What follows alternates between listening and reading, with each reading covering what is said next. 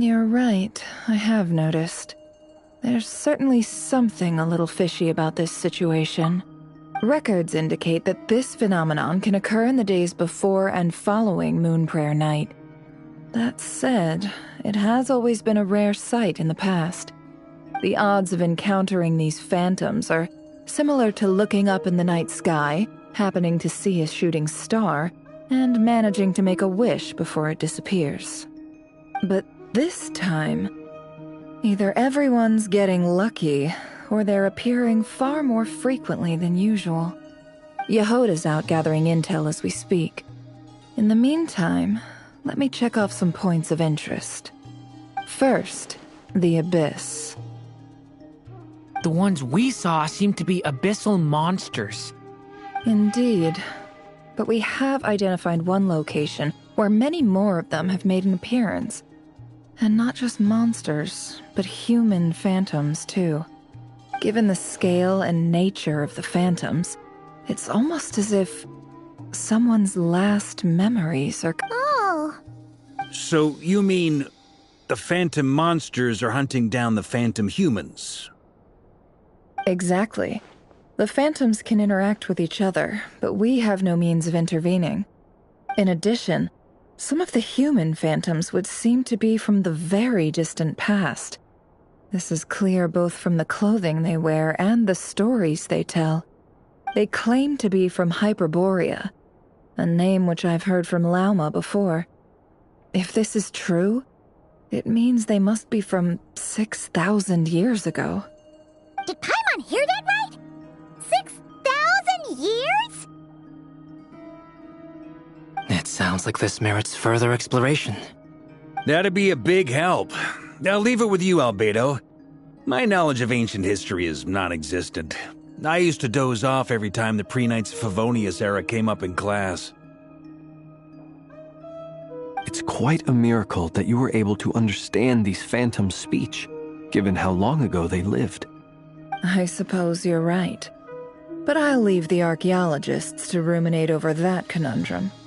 As an intelligence broker, my sole interest is in the value of the information I gather. Which, in this case, hopefully means earning myself some good favor with our dear Lady Moonchanter. So calculating. Whew, this intel broker logic always catches Paimon by surprise. Sounds to me like we could split the work up. I think the abyssal phenomenon is best left to Albedo, Flint's, and me.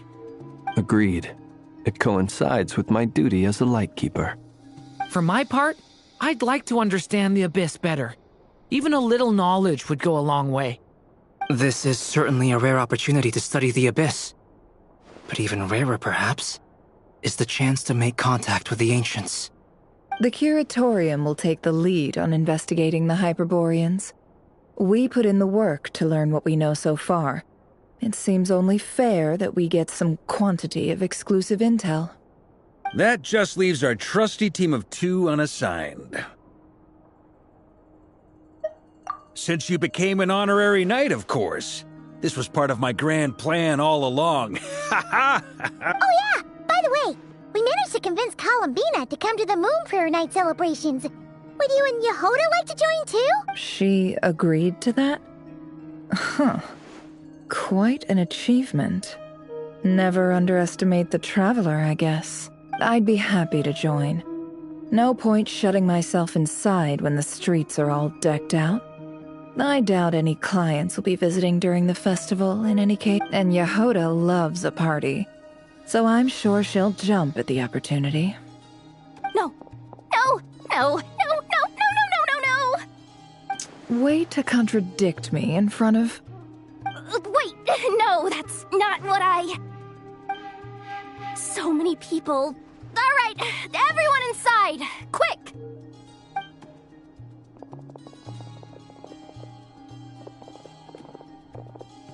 This is gonna sound crazy, but hear me out.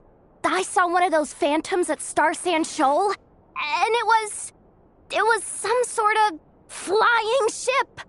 Like a spaceship? That's gotta be the one you came to Tibet in. You said you saw the same thing through the moon marrow, right? Huh? You already know about it? Ugh, I thought I was gonna blow people's minds. Wait, back up. You came here in a spaceship? Now my mind is blown! What's it like on the inside? Was it like flying through space? I want to know everything! Yep, exactly. Huge discovery. You're the best, second best intel broker in the world. Wow. Really?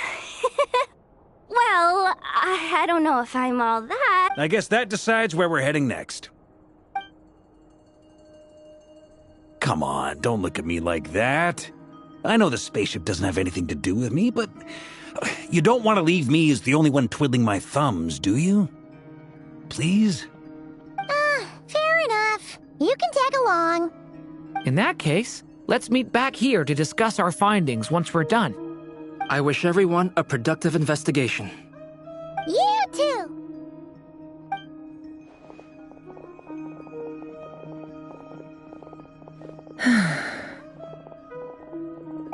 What's up, boss? Aren't we gonna head out?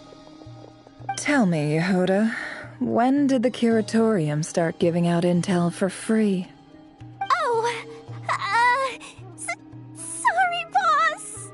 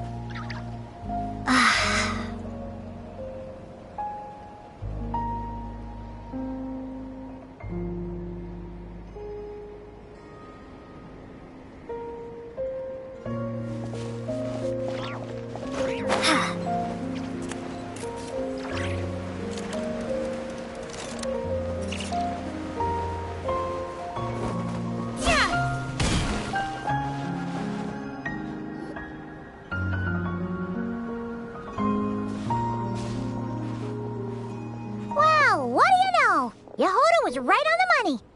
This Phantom really is your spaceship. But that's so weird. Why would it show up here? Is it some kind of projection? Or a ghost? Like, maybe it no longer exists. Ah, you're already here. Miss Lauma, what a surprise. I thought you were busy with festival preparations. I was, until one of our people informed me that a strange sight had appeared at Star Sand Shoal. No one's ever seen something quite like this before. I thought I should see it for myself. Same here. Oh, so we heard that these things appear around the festival period. Any idea why that is? Unfortunately not. We have very limited information about them, since they can't be interacted with. And no human phantoms have ever made an appearance before now. The most we've been able to deduce is that these sightings appear to be connected to the increase in Kuvaki energy around this time. Yeah, seems like that's all we can do. This is all so confusing. Allow me to lend you a hand.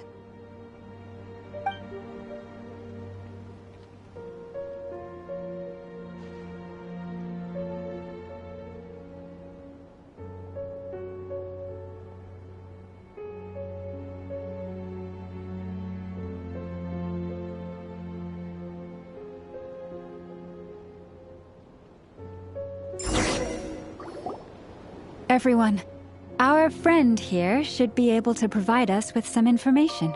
Is that a phantom rhymehorn deer?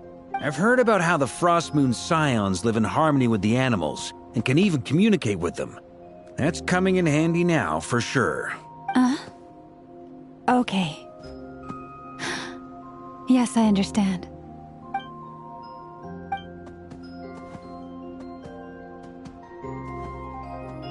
Oh, it's leaving. It appears to share our curiosity about this giant spaceship, so I asked it if it wouldn't mind investigating along with some friends. In return, I told it about some nearby spots where the wild fruit grows abundantly. We may live in a different era from these phantoms, but I trust that the terrain, climate, and ecology here are more resistant to the effects of time than some things are. Let's give them a moment and hope for the best.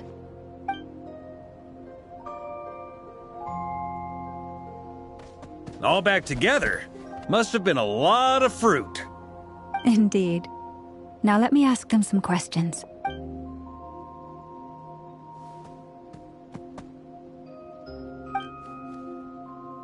It did find a lot of wild fruit, enough for them to feast for a long while. This puffin circled in the air several times, but didn't spot anything out of the ordinary. Huh. Well, it definitely makes sense to get a bird's eye view. Indeed. Other than that, I was also thinking that the world these phantoms see is also different from ours. Oh, I get what you mean.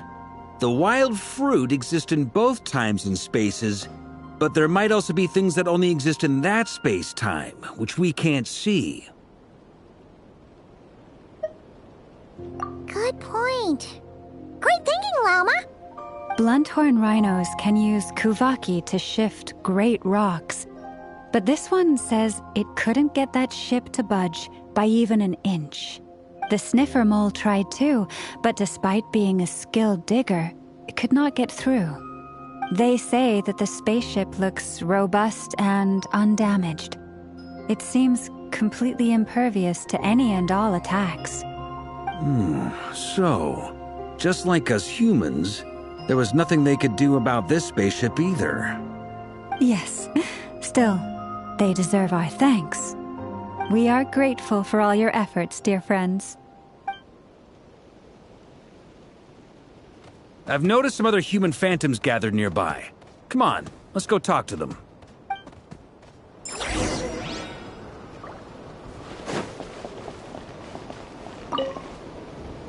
Those illusions and those people. It's all a little creepy, don't you think? Nah, all part of the festive atmosphere.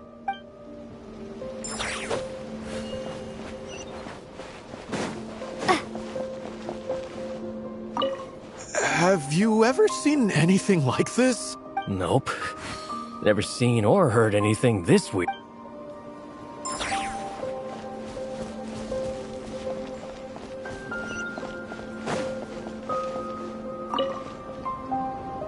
What is this thing? I've never seen it move, and there's no way to get inside. Goodness knows. My grandpa says it's been sitting here at least since his grandpa was still alive. What about his grandpa? Did he say anything to your grandpa's grandpa about it? Huh? I don't know. In all likelihood, it was here back then too. Hard to imagine something this huge could move. Guess that means that as far as they're concerned, this ship's been around a long time.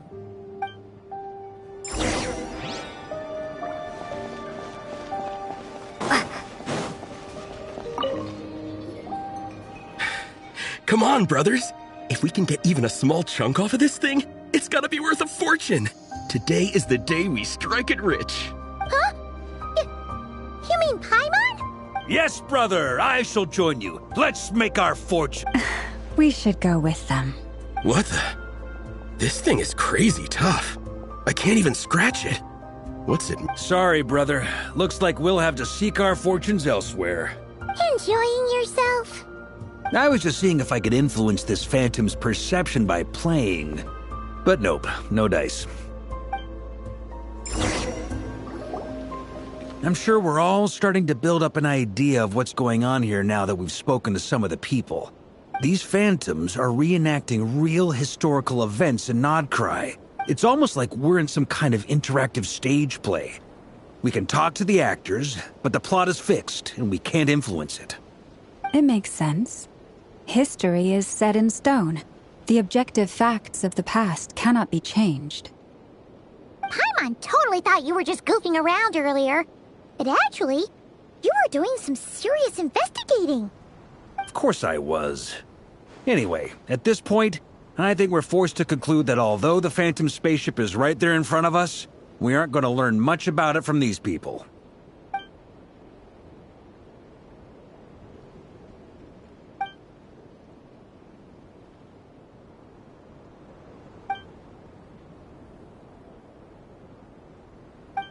Don't be discouraged. If nothing else, this is proof of the ship's existence. And think about it. So many people tried to hack their way inside, but no one could get the door open. It's made of very tough material.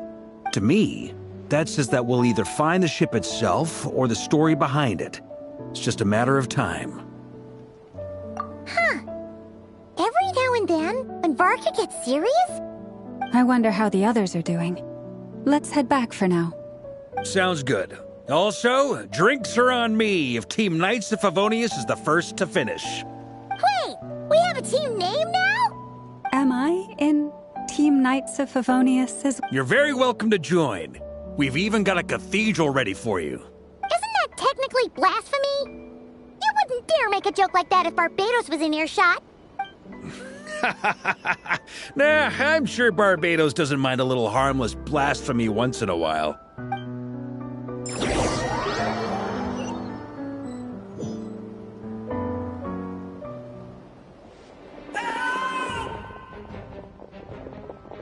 Oh, no! Get away! Oh.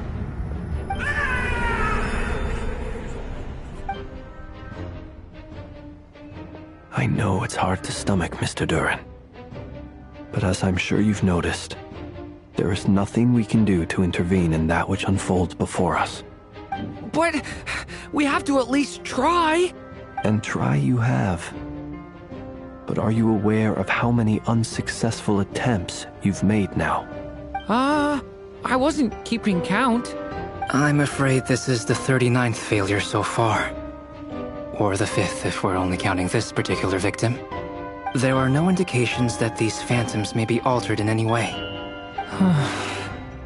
You seem to have calmed down a little. I'll make us a fire. You should rest and have some water. Feeling any better now, Mr. Duran? May I ask a few questions? Be my guest. What exactly are we witnessing here? My guess would be that we are seeing Nodcry during the Conrian Cataclysm. Conria. That is correct. As you know, once the Abyss senses even the tiniest crack, it floods in and spreads like wildfire. There was a time in the distant past when it permeated all of Nodcry, causing immeasurable harm. The people paid a terrible price to heal this land. Then, 500 years ago, the whole of Teyvat suffered an abyssal disaster. Once more, Nodcry was dealt a devastating blow. I see. In the face of the abyssal onslaught, all were like grains of sand tossed around by a tidal wave. Be they human, fae, or god. The moment you witnessed is but one drop in a whole ocean of catastrophe. All right. I guess that answers my second question, too. I wanted to know why there's nothing I could do to help them, and that's because what we are seeing is history. That would be my guess as well. As I understand it, history and fate are not all that dissimilar. The latter may be unseen to us, but both are immutable. Yes. I still have a couple of other questions for you. You mentioned more than one abyssal disaster that has struck this land in the past. How can you be sure that what we're seeing is from the Conrian incident? And also, how are you able to stay so calm when you're talking about these events? From everything I know about you, you're not cold or ruthless, and you're not indifferent to the suffering of others. Alas, I am forced to show my age. I must be 600 or 700 years old by human measure. Wait, so you... One is not easily moved by history when one has witnessed the truth firsthand. I'm sorry. You needn't apologize. Your passion is a good thing to have. Treasure it, because someday you may find it in terribly short supply. Now, at the risk of offending you, I have a question in return. Your curiosity toward the abyss, is it born from hatred or because you sense its call? I only ask because I kept a fragment of Rarir's body in my lantern for a short time. Specifically, his heart. So I know what a burden it can be to carry the abyss with you. And I hear its power growling from somewhere within you. In my eyes, your mere existence is a miracle. My honest answer is... I don't know. I don't think I have the confidence to say for certain. What I will say is the abyss is not the only issue that haunts me. Even before I became who I am today, the question dogged me constantly. Should I even exist at all?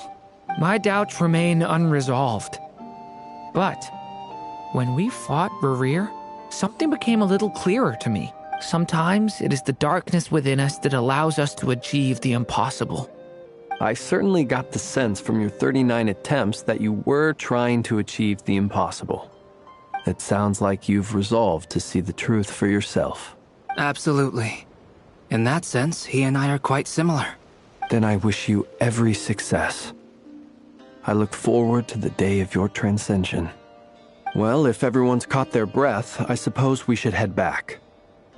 Oh, and one last thing. I'd appreciate if you kept our discussion about history a secret.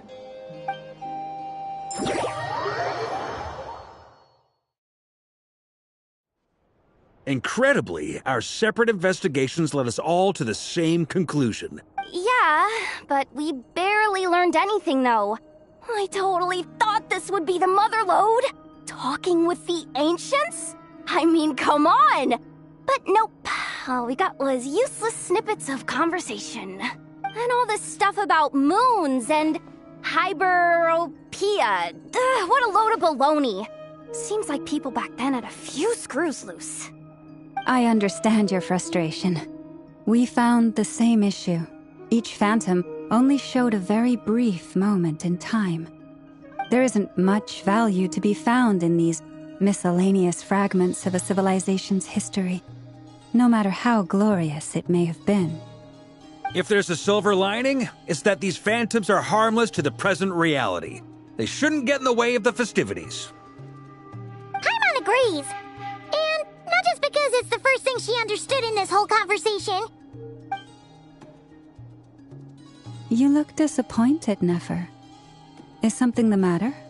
What do you think? We all worked our tails off, but the only one to gain anything from it was you, Lady... Well, please do share the Hyperborean records with me. I will gladly inscribe them in our people's documents. Oh, duh! Yeah! That was it! Hyperborea! I'm serious. Only an expert in the Frostmoon Scions and their history can turn these records into valuable research material. The alternative is to let them gather dust on the Curatorium's storage shelves until the pages turn yellow.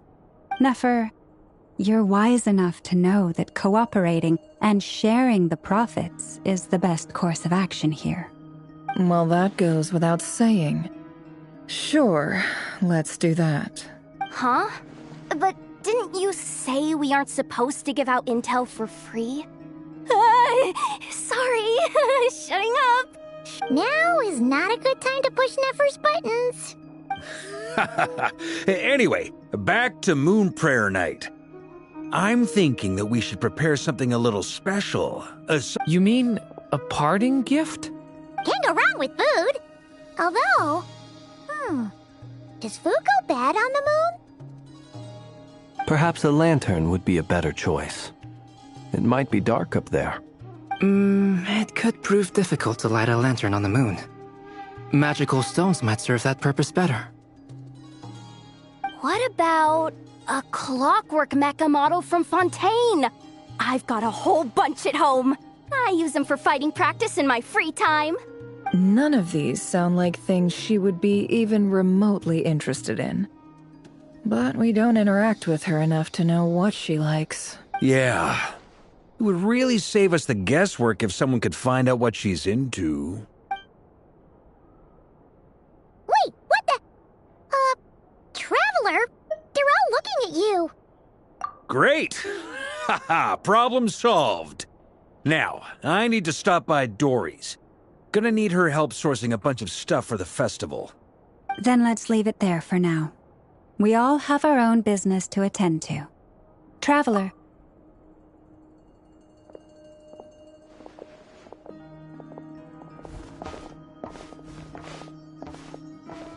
Is something the matter? I'm fine. It's just... I'm still feeling a little rattled after witnessing the horrors of the Abyss. But it's okay. This is something I have to work through. I'll be all right. Thanks for... Well, don't put too much pressure on yourself.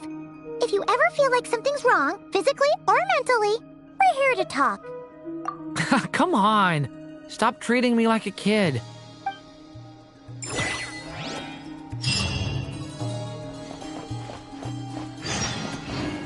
Could you do me a solid and try to smooth things over with Boss Neff?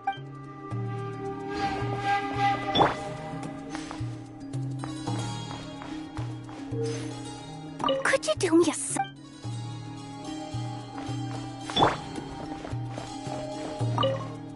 Which is why we need a lantern guaranteed to work on the moon. Yes, I have a few ideas, but the lantern itself is the easy part. The real issue is how little we know about the lunar environment. Wait, you two are serious about this?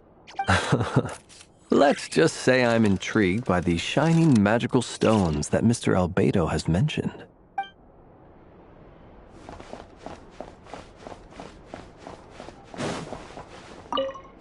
You should get going. It's important that we ascertain what Kutar likes.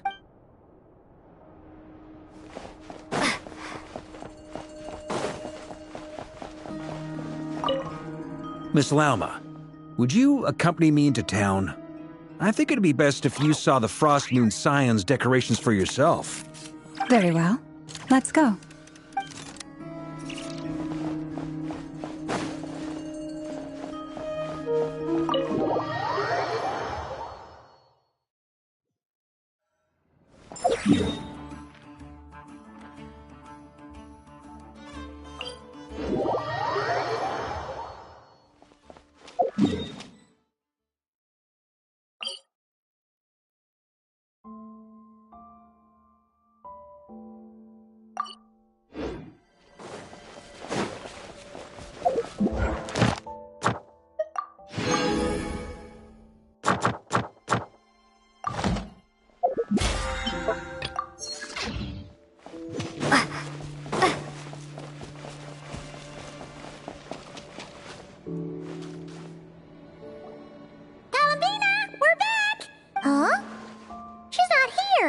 Weren't there a few Kuhenki here last time, too?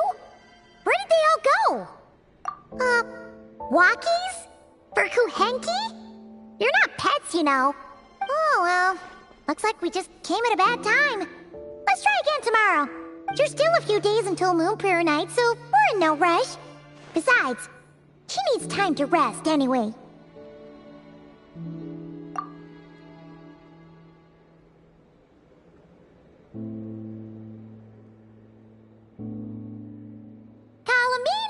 Are you back yet? Oh, how strange. Looks like, right? It's not like her to spend so much time outside. Especially, what about Luonatar? Luonatar, you there? Hey! Do you know where Columbina went? Sorry, didn't understand. But if you know where she is, could you take us to her? Yeah, that's even stranger. What about him? Oh, that's not good news. They change color when Columbina gets weaker, right? And they look super pale right now. Good idea. She might know what's happening.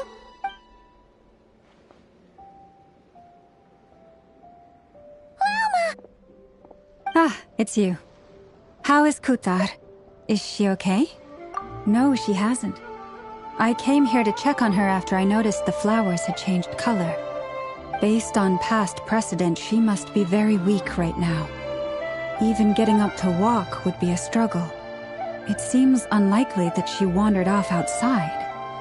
Not to mention that she doesn't do that at the best of times either. So yeah, this is super weird. No. Very few people are in the know about Kutar's whereabouts.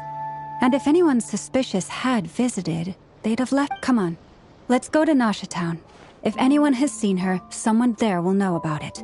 Makes sense. Let's go!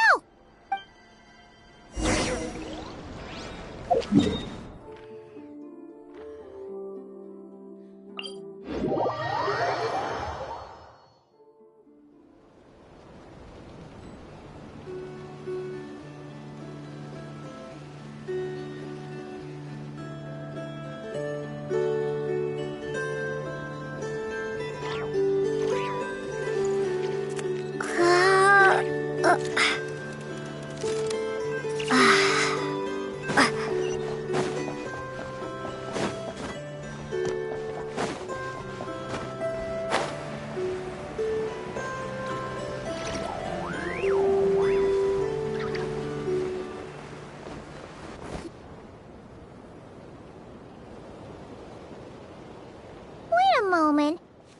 Is it just Paimon, or is this stall kind of suspicious? No, I don't recognize it. Alas, your free and easy adventure time is over. Now, prepare to face the final boss of Nod Cry. Whoa! Where'd that voice come from? Not sure, but it's definitely hostile. No, not that way. The final boss is right here. The sniffer mole? That's the final boss? Surely not. Okay, the jig is up. I'll stop teasing you. Turn around. I'm right behind you. It seems I've managed to leave quite an indelible impression, even though you've never seen my face. Ah, nothing could make a great mage more pleased with herself.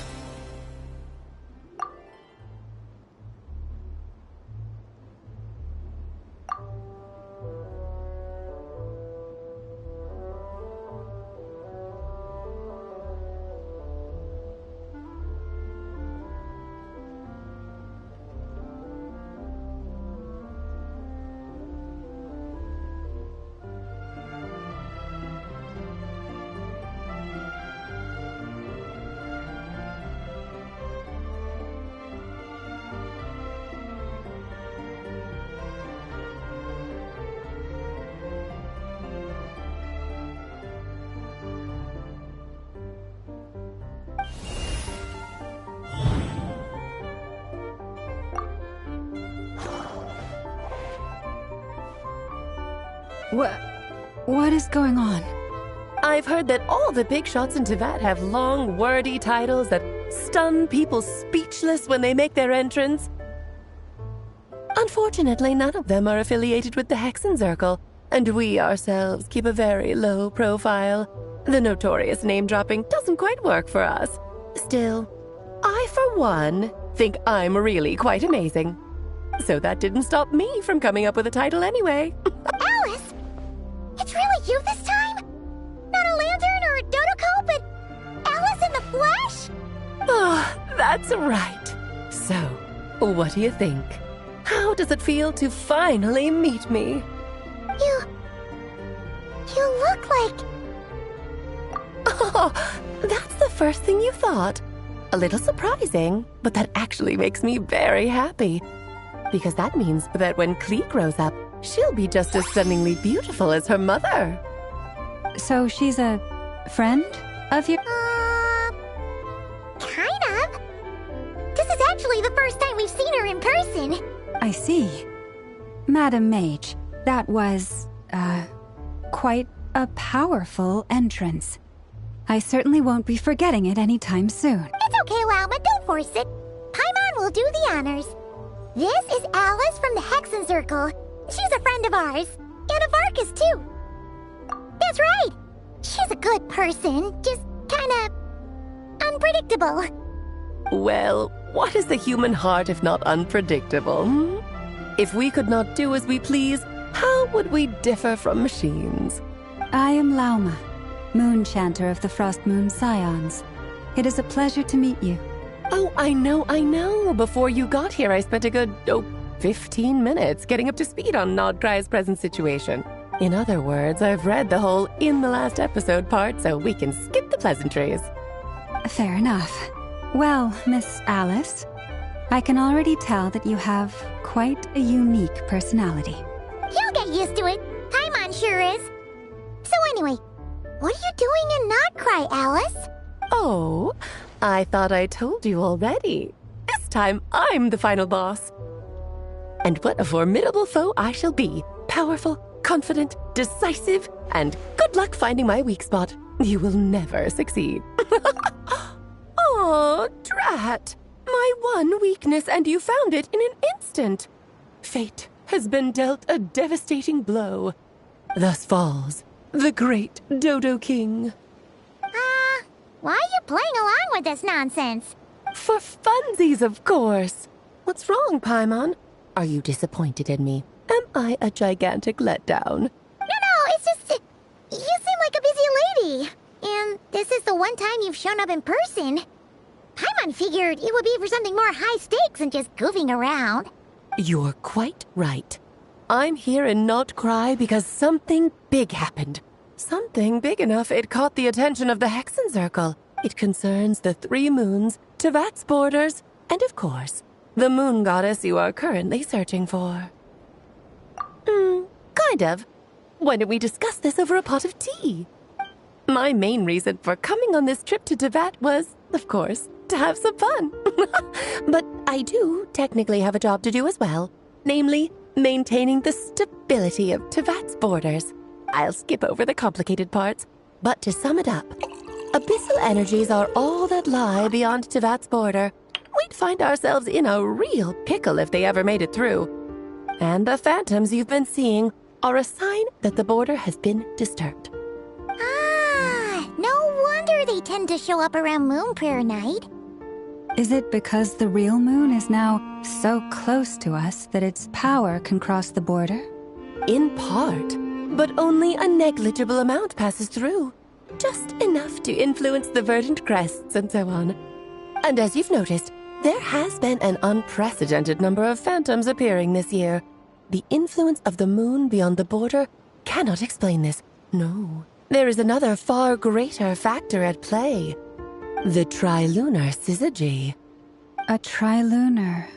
Eons ago, before the heavenly principles came to Tevat, it was the then 3 moon goddesses who controlled the laws of this world.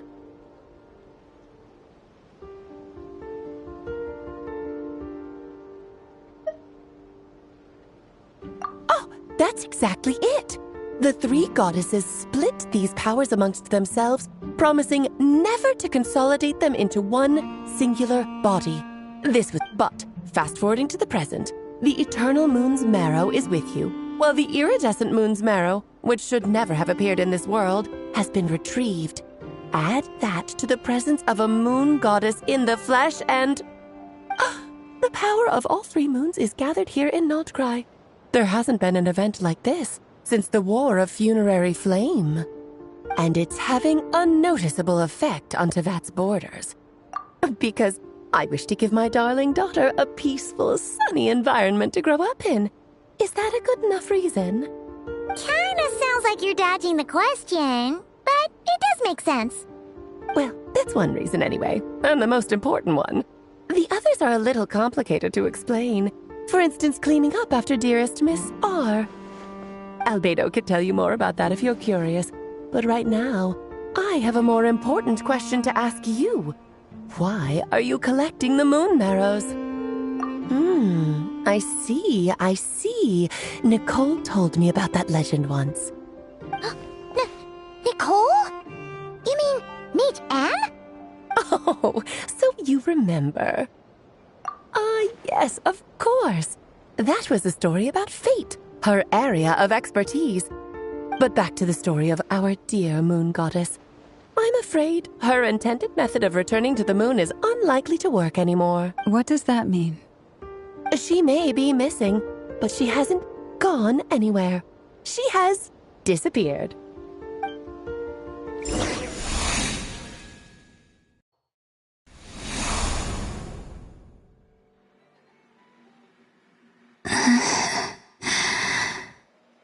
My body is so heavy. Wait, no. It's my mind that's heavy. My arms and legs are as light as a feather. What's happening to me? I feel drowsy, like I've been asleep for too long. Is it daytime or nighttime? Is the moon out? I think I'll go for a walk.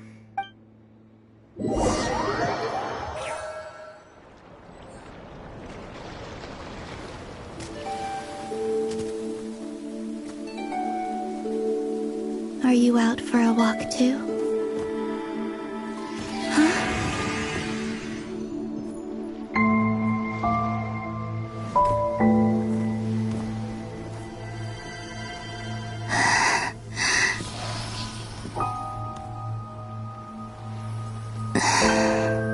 The day has come at last.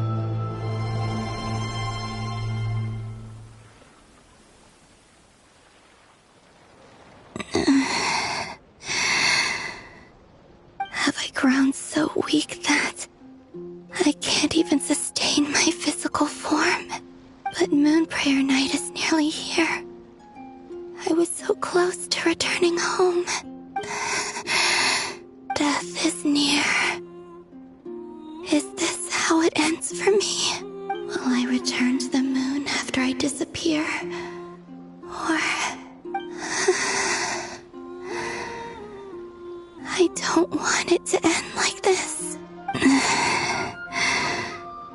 So far, at least, I still exist. Even if not physically, I can still feel. But as my power wanes, I'm sure that too will fade. I suppose I might take one final look at this world.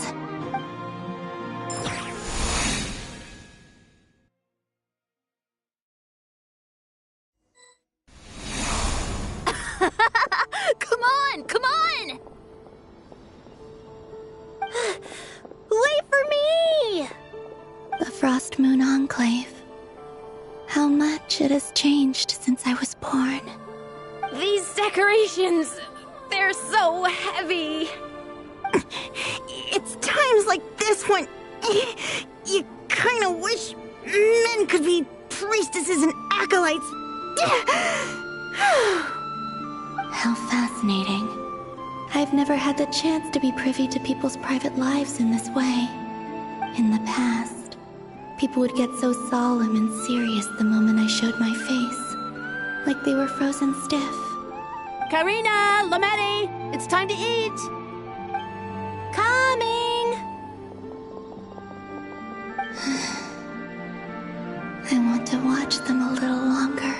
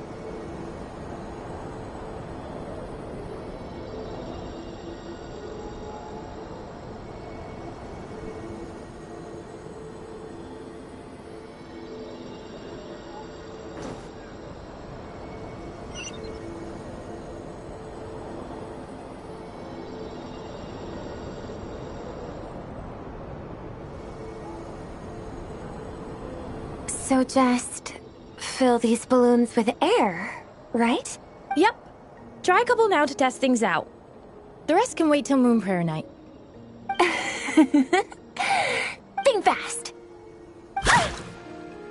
Rita! Teasing an acolyte of the Frost Moon Scions? Surely that's a punishable offense. Take this! Huh? Alright, enough horsing around. Lady Lauma gave us a task. The task is just to check that the balloons don't leak, right? Doesn't matter if we fill them with air or water. Yeah. Okay, you got me there. And you got me there. But still, we can't use all the balloons before the festival even starts. We won't use all of them. And as long as Lady Lauma's trusted acolyte doesn't snitch, this can stay as a little secret between friends. A couple more can't do any harm, right? Oh, you menace. Then, think fast! Is pumping a balloon full of water really so much fun?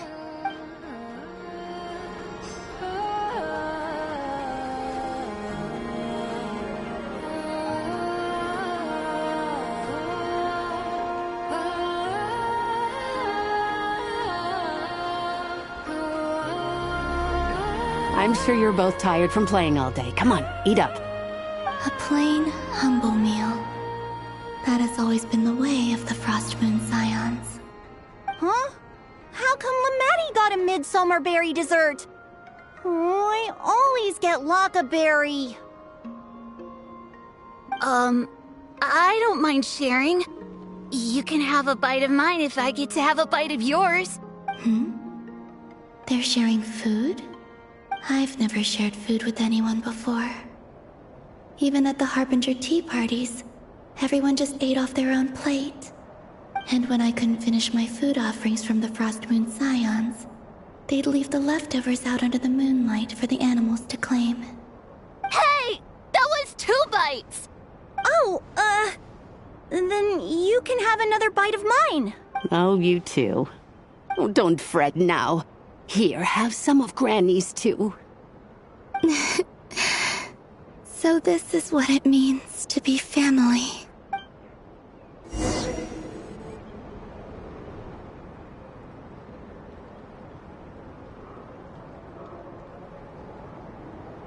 I'm seeing so much that I'd never usually get to see. They'd never act like this when I was around.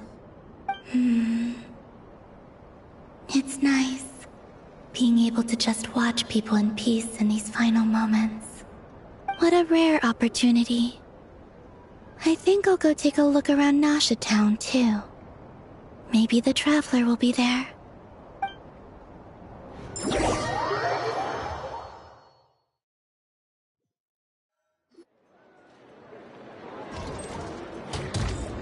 After the War of Funerary Flame, the Moon Goddesses were no longer recognized by Teyvat. They lost the whole foundation for their existence. That's why the Moon Goddess's strength is fading. She cannot withstand the world's rejection of her.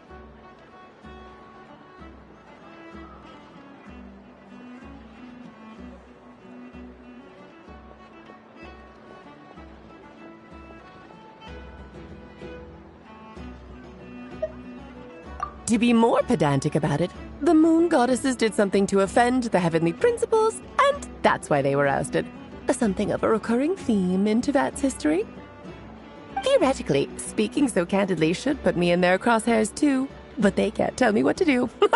I'll say whatever I want. Anywho, the Moon Marrow energies were but a drop in the bucket for her, and that battle against the Ray Hair of Solnari only weakened her further. Fortunately, it happened close enough to Moon Prayer Night when the Kuvaki concentration here is high. That's the only reason she managed to survive this long. What do you mean, fortunately? You said she disappeared. We're too late. Ugh, what a headache. I thought this was all common knowledge. I guess I have some more explaining to do. Okay, buckle up. It's time for another lecture.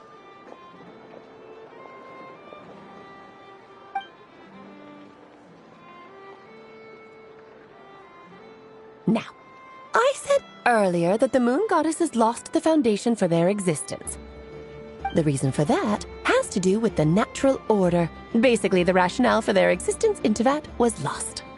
The same logic applies to the present moon goddess, too. Consider her existence so far. Her comrades in the Fatui called her Damselette. And she was worshipped as Kutar by the Frost Moon Scions. But these connections have now been severed, whether by her hand or yours. So, the rationale that once sustained her existence is now gone. Wait, we did that to her? Oh, well, strictly speaking, yes. But let's not start pointing fingers, shall we? I'll only end up as the big bad villain, and that's not the kind of final boss I want to be.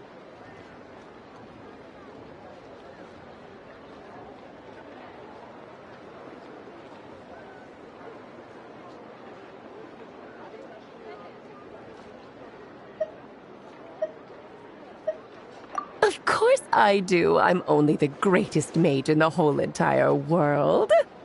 Now, if you wish to find your moon goddess, there are two problems we need to solve. Firstly, we'll need to strengthen the connection between her and Teyvat, at least enough to sustain her until Moon Prayer Night. Strengthen her connection? But does that mean I'll have to rally all the Frost Moon faithful behind this? I'm afraid a bygone faith and a former home won't be of any help to her now. Do you know her name? Her name? Oh, yes. Names are very important things. A name is a fundamental concept that anchors one's entire existence. Then your first job is to find it. As a moon goddess, I'm sure she must have a name she identifies with. Neither Columbina nor Kutar is her true name, and she's never really accepted either of them. So, finding out her real name is enough to sustain her existence? Yes, I know it sounds like a small step, but every journey begins that way. So for now, that's all we need to focus on. The second problem is with her plan to use the moon marrows to return to the moon. Unfortunately, piercing through the false sky will take an enormous amount of power. Given her current condition, she won't be able to provide anywhere near enough power, even if she recovers her physical form. But no need to fret. Nicole's the expert in this field, and I'm sure she'll figure something out. Wait, Mage N is going to help us out too? That means we've got 2 Hexacircle mages on the case. This is turning into a pretty big deal. Actually, this is more of a side quest for me. Like you said, I'm a busy lady, so I can't stay for too long. I'll have to return to Teyvat's border soon.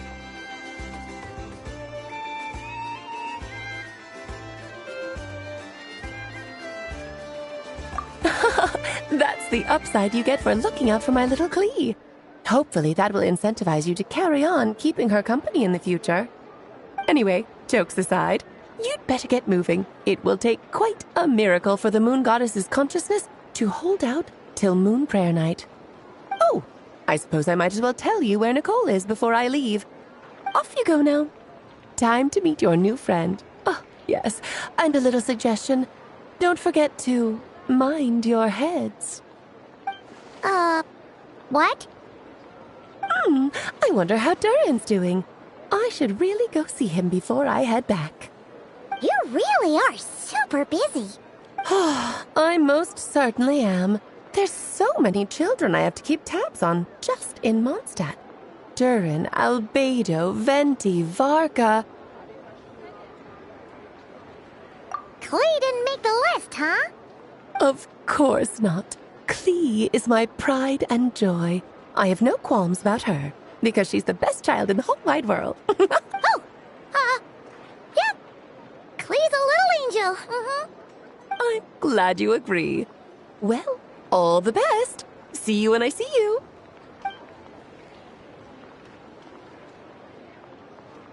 She left in a hurry. Yeah, she didn't pack up her stall. Should we handle it for her?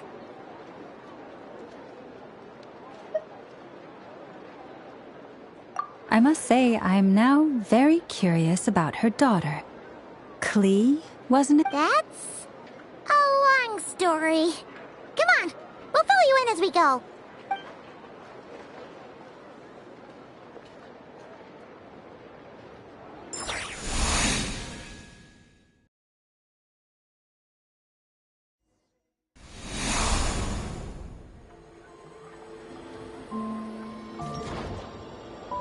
What a lively place. I've never experienced Nasha Town like this before. Hey, you old geezer! Your hammer's rusted through! Who are you calling old geezer? Are they quarreling? I'm looking right at him! You've really gone downhill since giving your daughter free rein in the workshop. Can you even swing a hammer anymore? It shouldn't take you days just to fix a single chair. You might as well use that hammer to massage my back for all the good it's doing. Don't run your mouth, or you'll get a back massage that'll put you in bed for the rest of your life. Look, the materials haven't arrived yet, all right? You know how busy it gets in the days before Moon Prayer Night. I'll bet you send all the materials to your little princess.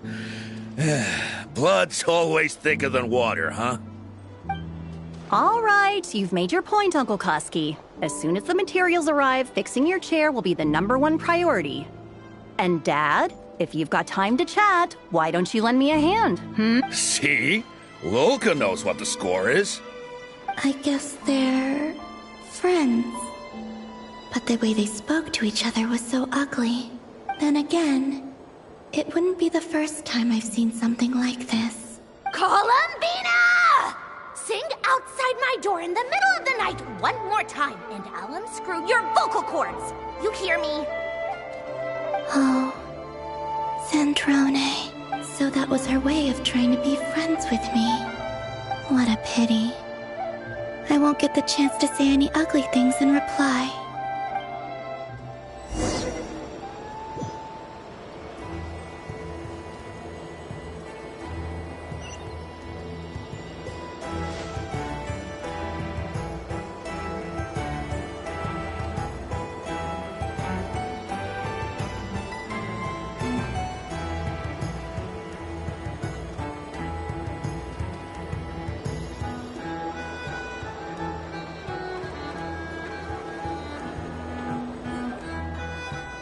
Hey, have you decided what to give her for Moon Prayer Night? I sure have. She's gonna get the surprise of her life when she's least expecting it. Then I'll whip out the ring and pop the question. The surprise of her life. What a fun turn of phrase. Cool, I get the picture. You can spare me the gushy details. Ooh, looks like we have a customer. Hello there, ma'am. Would you like some Moon Prayer Night candy? Huh? Is he talking to me? Can he see me? Here you go. Oh.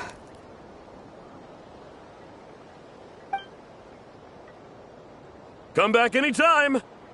Right. Now, where were we?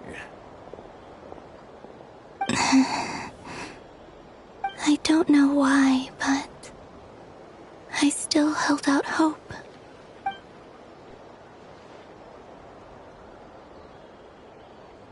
The most important thing right now is to find that mage. This name thing seems super important too, but where do we even start looking? I'd better go pay the Fatui a visit.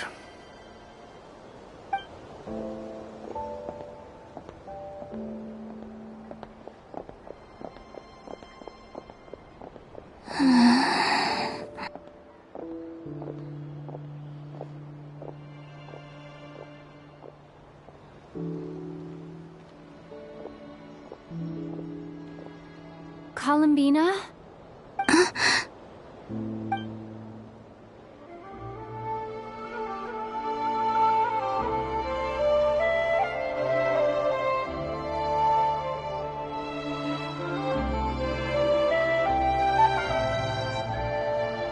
Traveler?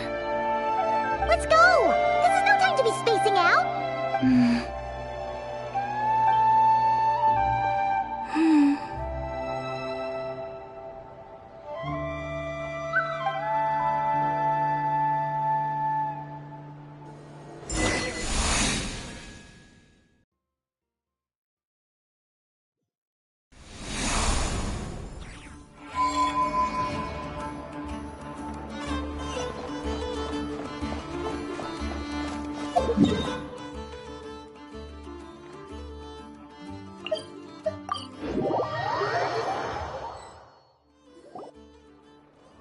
they going?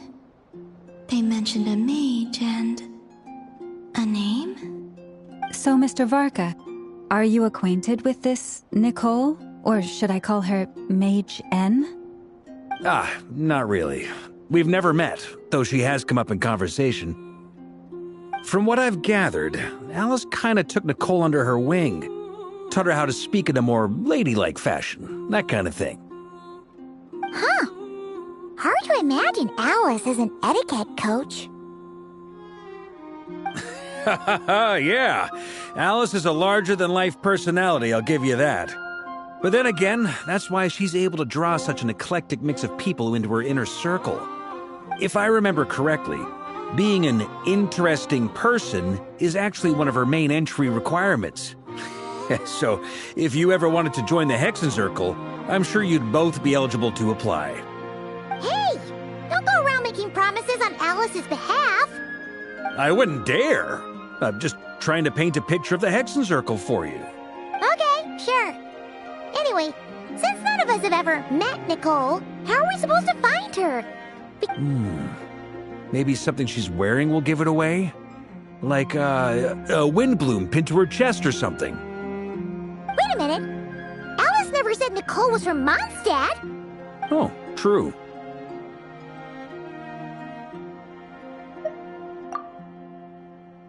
That would be...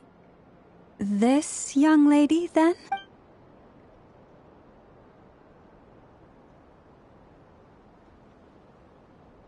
Hey there! Sorry to disturb you, but... are you Miss Nicole? Varka, Knight of Boreas of the Knights of Favonius. Alice might have mentioned me before. Have we got the wrong person? Sorry. Well, this is awkward. When I shook my head, I meant, no, Alice hasn't mentioned you before. Huh? Where is this voice coming from? My apologies. For certain reasons, I am unable to speak. This is the only way I can communicate with you. It might take some getting used to, but I hope you can understand. Hey, it's fine.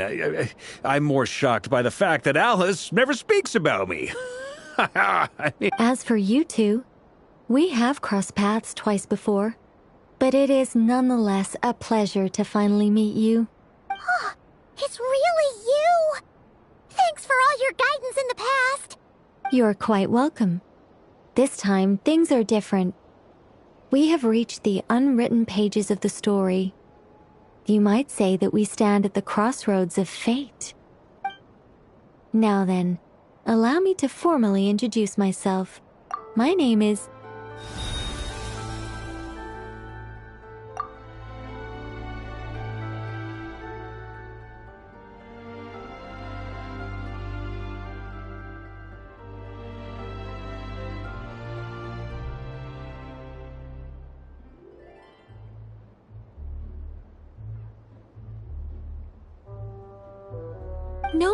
No, stop! Alice! I can't believe it! I had a whole speech prepared. I'd agonized over every single word. She always picks the worst moments to ruin other people's plans. I'm so sorry about that. Alice took the liberty of devising some bespoke self-introduction magic for each member of the Hexen Circle. But I could have sworn I deleted all of the triggering conditions for it. How did it bypass everything? Oh, this is a very different side of Nicole than what we're used to.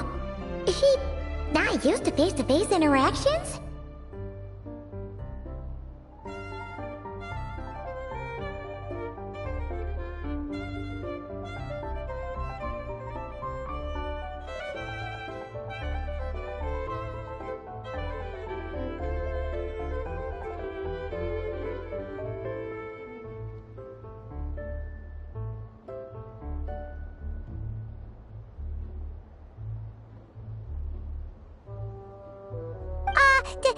Don't worry about it. We've seen that introduction magic once already, so it wasn't too much of a shock. Please go on, Miss Nicole. We'd love to hear what you have to say, or well, communicate. Huh? Are they talking to this lady? But... Will you all promise to forget that horrendously embarrassing introduction? Sorry? Embarrassing? When?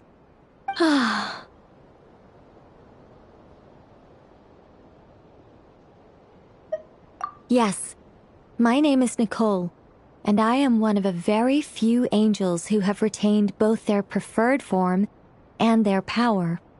The Traveler and Paimon should be no strangers to this concept. There is another of our kind in Natlan.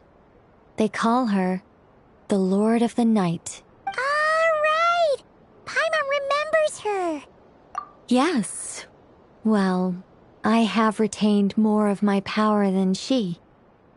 It's because I don't have a long-term duty to fulfill. To be more specific... no. We'll be here all day if I get into the specifics. Moving on. If I'm not mistaken, you are here because you wish to learn how one might reach the moon beyond the sky. That's right. Is that something you can give us any guidance on? Yes, I do know a way. It began with the Hyperboreans, who lived after the War of Funerary Flame. Blank looks. Maybe I should start with the background of the war. Or maybe not. It shouldn't be an issue. I'll fill in the gaps for you when we have more time. Anyway, after that war ended, the three moons retreated to beyond the false sky. The Hyperboreans were humans I once aided. They accepted the civilization and creations bestowed upon them by the angels. But despite accepting many blessings of the angels, many among them still held on to their faith in the moons. They were reluctant to accept the new order, even after the War of Funerary Flame. They sought to contact the moon goddesses beyond the sky and receive their guidance. But all three had passed away by that point. This mage has a unique method of communicating. Is she talking about the moons? Yes, but they did not know. And so, still they prayed for the moon goddess's mercy.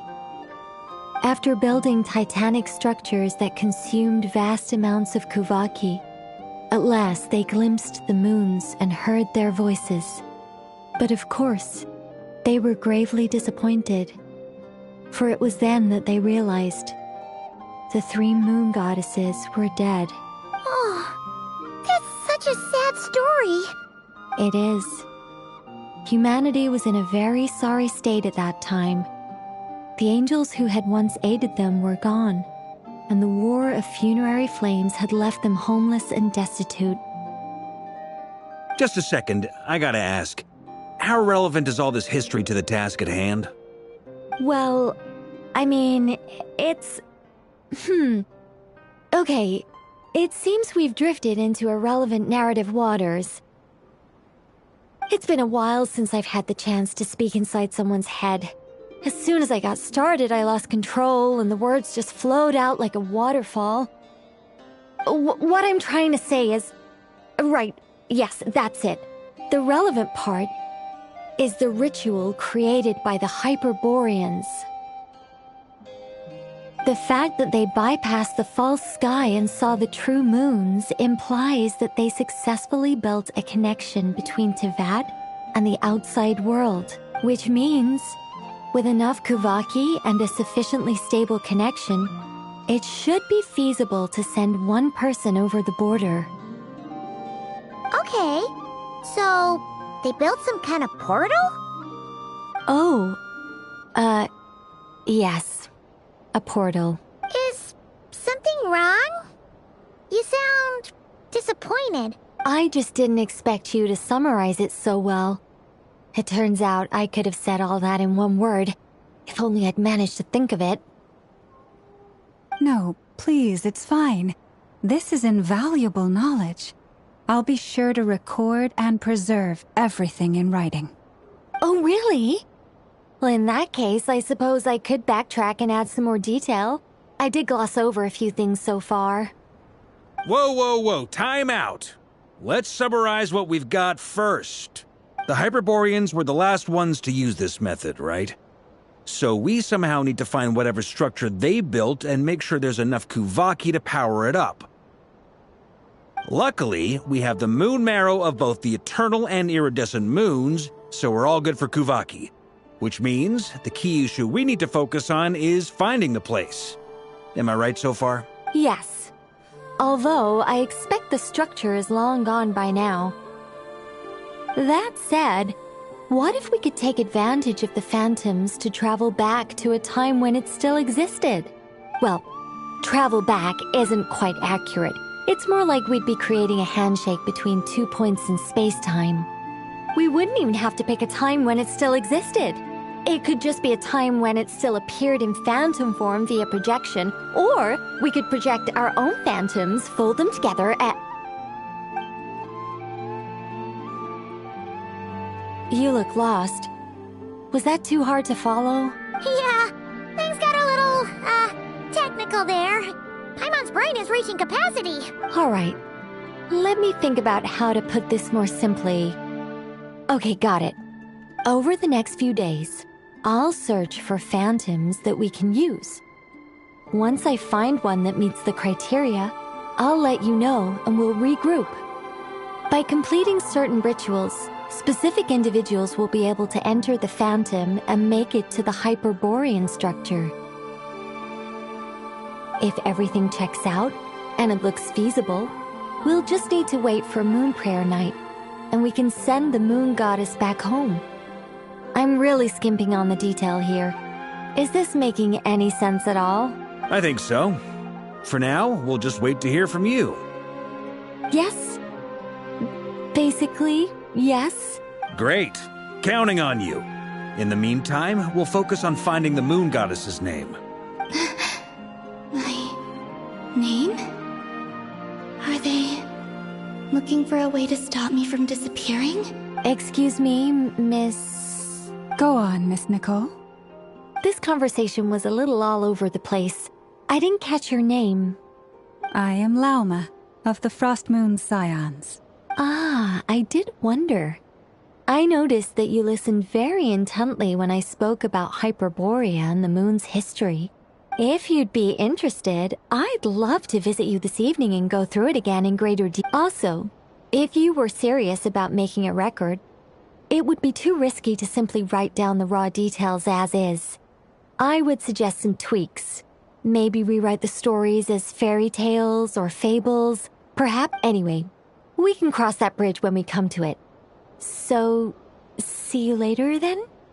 Oh, and no need to prepare anything. Just a cup of tea will do. See ya! She seems friendly. It's just... It's so nice to find someone who's actually willing to listen. I've been dying for a chance to finally go through all this systematically from start to finish. Any long... Now Paimon gets why Alice told us to mind our heads. Ha ha ha ha, what did I tell you? A lot of quirky people in Alice's orbit. Now then, the next order of business is, where do we start looking for the Moon Goddess's name? Maybe the rest of what Nicole has to say might give us some clues. Once I've heard her out, I'll summarize the salient points and share them with you all. I'm also inclined to review our other documents. Yes, our faith was first established by our Hyperborean ancestors, but many of the more factually accurate records are from after Kutar's birth. Sounds like we're gonna follow Columbina's journey through Devat, huh? In that case, we'll start by heading to the Frost Moon Enclave. Sounds like a plan. Take this with you. I'll see about getting in touch with the Fatui. It'll probably just be Arlecchino and Sandroni again. Thank you, Mr. Varka. Ha ha ha ha ha, don't mention it. Honestly, I'm more comfortable dealing with the Fatui than prying into the details of a young lady's childhood. Catch it? I should follow them, just in case there's some way that I can help.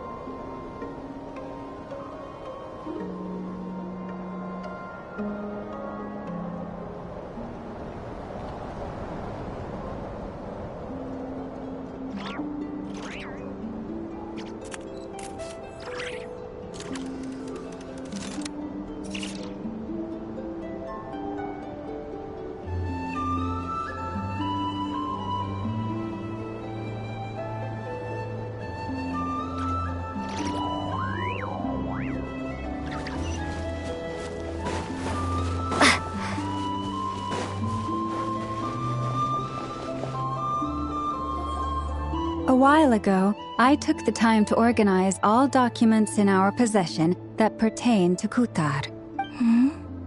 You're saying there's unreliable material too? Yes. Most of the information we have was transmitted through an oral tradition. Inevitably, some of her stories were mythologized and deified over the years through countless retellings. That's why I organized them into reliable and unreliable. There's no sense seeking answers in history unless we can ensure the veracity of the historical record. Makes sense. All right, let's take a look through.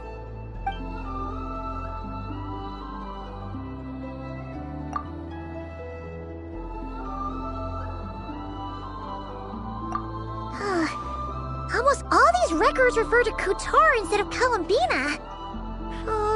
Although neither of those is her real name. Paimon's not sure what point she's trying to make. What we can gather from these records is that the Frost Moon Scions worshipped her as a god, placing impossible expectations upon her. I cannot fault them for their earnest faith, but for all their devotion, worshipping her day in, day out changed nothing. I imagine that none of it resonated with Columbina. It wouldn't surprise me if, even back then, she had already begun to reject the name Kutar. Lama speaks the truth.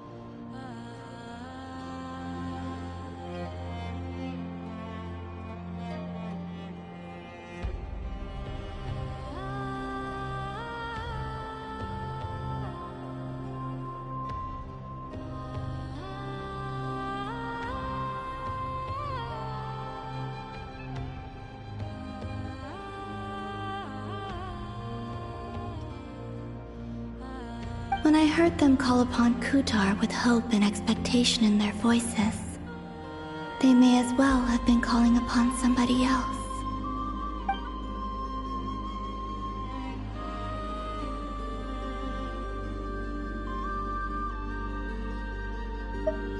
Well, that's a bit complicated. I looked at the level of detail, perceived authenticity, prose style,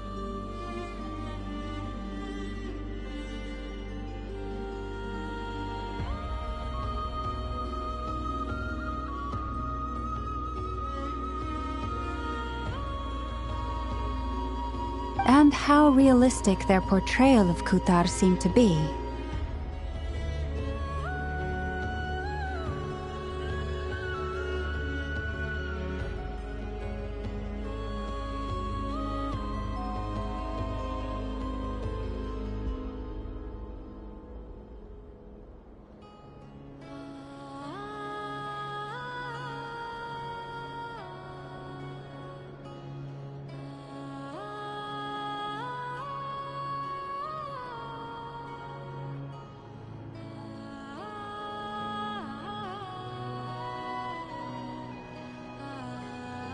Amongst the Frost Moon Scions of today, only I know of her existence, and I alone have spoken to her face to face. As such, I know that there are certain things she simply would never do.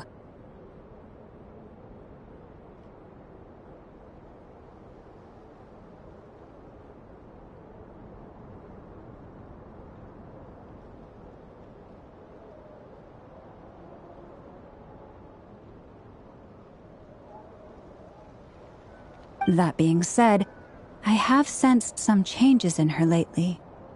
Changes? Me? Oh, seems like this is getting us nowhere.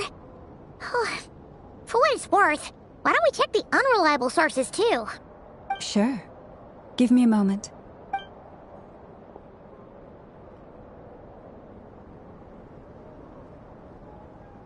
Exerting but a fraction of her divine might, Kutar sheared a great mass from the snow-capped mountain and cast it into the sea, upon whose surface shone the mirror image of the moon. Thus was formed the island of Hisi. Yeah, right. That doesn't even begin to pass the sniff test. The 3 moons are naught but lies through and through. Only one moon has ever shone for us, and Kutar is her name. The vast majority of ancient texts are filled with fanciful tales like these. I trust you understand my criteria a little better now. Kutar did not speak, merely gazing into the distance in silence. And where her gaze landed, this was her prophecy. Clearly, whoever wrote this text never even met Kutar. Otherwise, they'd know that her eyes are always closed. What about you, Traveler? What are you reading? Come on, let Paimon see. The child wished to build a wooden nest with which to shield the fledgling bird from the cold. But being so young and lacking in strength, the child could not snap the branches from the trees. Kutar was passing by. Upon seeing the child, she summoned forth a Kuhenki, who built a beautiful nest for the child. I remember that. Not knowing the meaning of Kutar's divine intervention, the child dared not to respond, and thus ran home to call their parents. But Kutar was gone. The moon chanter declared the event a miracle and took the nest as a relic, placing it on high for all to see. The child was named as one favored by the goddess and was greatly respected amongst the people. Yet, no further miracles were bestowed, and this matter was forgotten in but a few years. Huh. Any thoughts after reading that?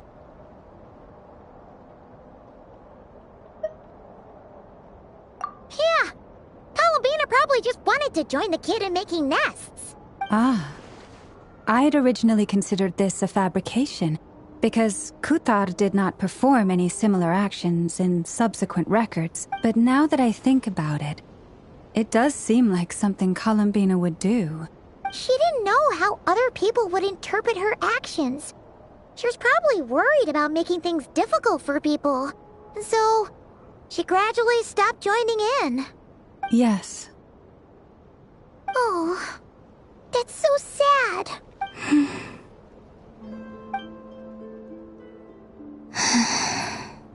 And now, I can make no such gestures of warmth, even if I want to.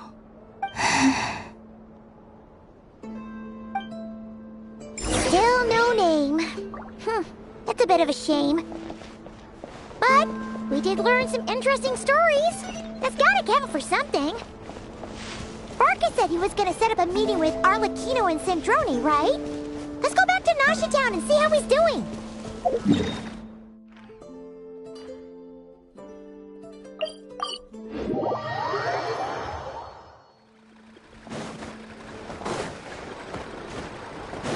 Add Astra. Thank you for Add Astra.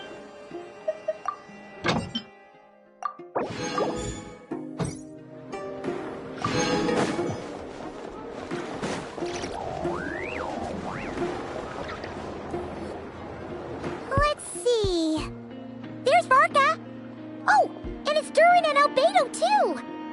Yeah, this is pretty much the same place we bumped into each other last time. I convinced them to stick around a little longer. We were all waiting on people, so I figured having a little company would help pass the time. Ah, so you've been waiting for us? Does this mean that you've already arranged things with the Fatui? Sure does.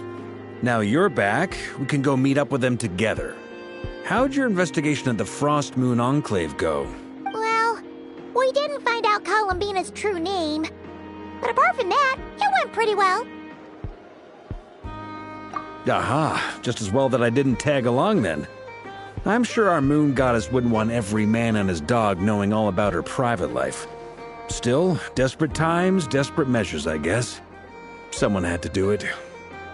So, Varka was waiting on us, but what about you two? Are you waiting for Alice? Oh, no. We already met with her. We discussed that experiment I mentioned to you last time. Oh, and she also handed me this communication device. That's right. I understand she informed you about the relationship between the phantom phenomena and Tevat's borders, yes? She wants me to help her with some more experiments on that front. She said that she'll contact me through this device with more information. Ah, I see. Following instructions and making observations. Pretty common research method. Takes me right back to Albedo's lab. Wait, then who exactly are you meeting? Someone you know. Albedo's met him too. But I don't think Miss Lauma or the Grand Master have been introduced. Introductions are overrated. Especially in cases like this. It's you! So? It's not like the Academia has prohibitions against going abroad. Also, I applied for leave. I've been writing to Hat Guy since obtaining a human form. I've already brought him up to speed on everything that's been going on in Nodcry. Hat Guy? Turns out, I actually have heard that name before. Oh? Then why did you react the same way I did? I only knew the name, not the fella. But since we're all here, let's do some introductions for what it's worth. I'm Varka, Grand Master of the Knights of Favoni. Lauma, Moon Chanter of the Frost Moon Scions.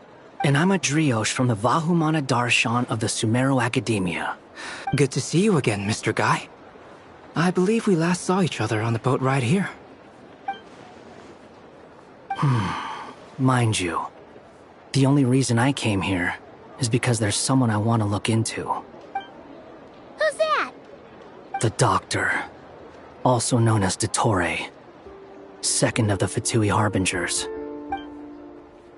From the tone of your voice, it sounds like there's bad blood between you. I was reviewing our archives and noticed that a lot of information about him was missing. Left a bad taste in my mouth. That's all there is to it.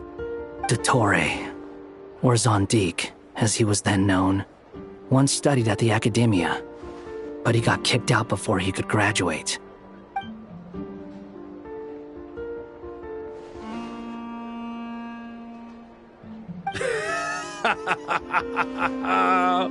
So the Harbinger's #2 man is a college dropout? How embarrassing for them. Last we heard, he was planning something. We actually heard that a few times before, even coming to Nocturno, but we haven't seen a trace of him since we got here. He only appears when something interests him. For all we know, he might have left already. But the fact he did something here at all is worth noting. It'll fill a couple extra lines in his file. Why does it sound less like a file you're writing and more like a criminal record? Anyway, we were just about to meet 2 of the other Harbingers. Want to come along? You might learn a thing or two about him there. Sure.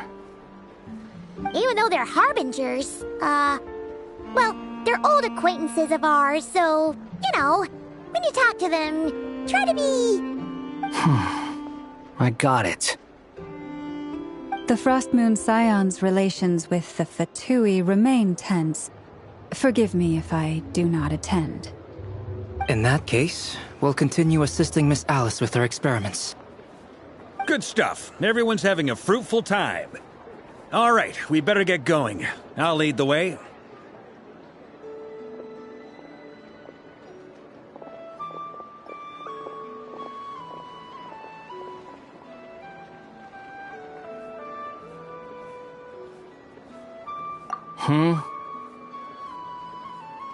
Well, yeah. That's obviously part of it. But I'm not the only one who has a score to settle with him.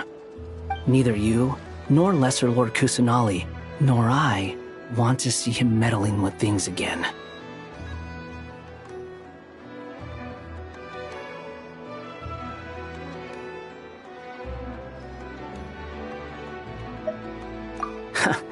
What's the hurry? Don't worry. Pigeons always know which way home is.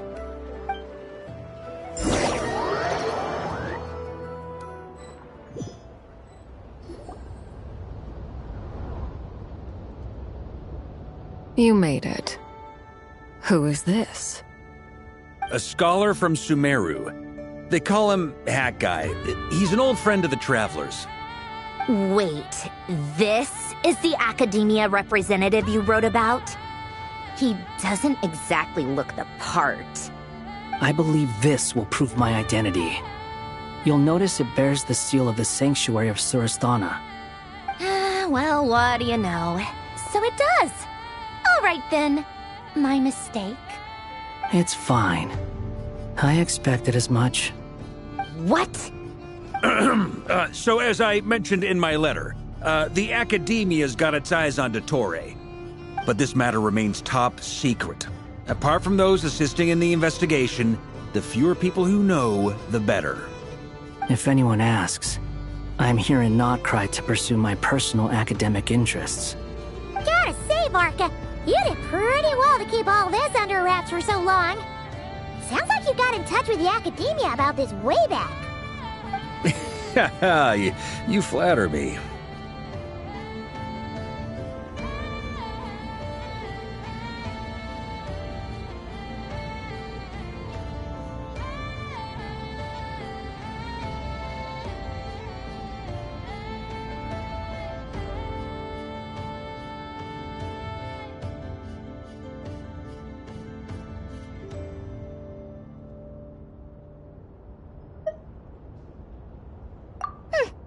Where do I even start?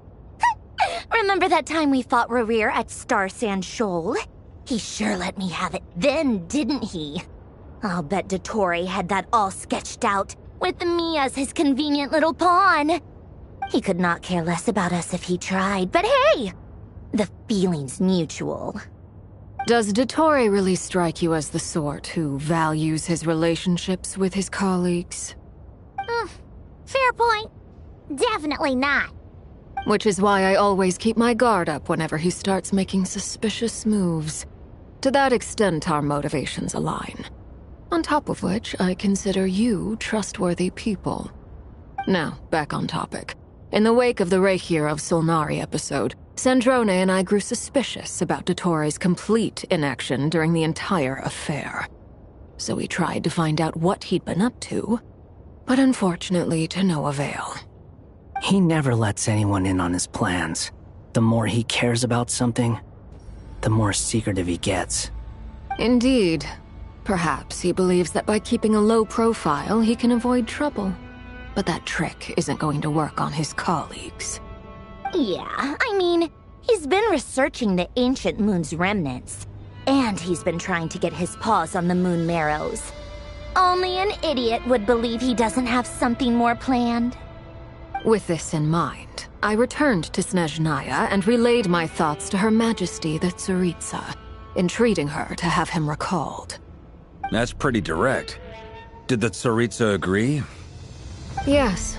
I made it abundantly clear that the Fatui's business in Nodcry is almost concluded, and we do not need 3 harbingers in this territory. Her Majesty concurred. Accordingly, Dottore has returned at her orders.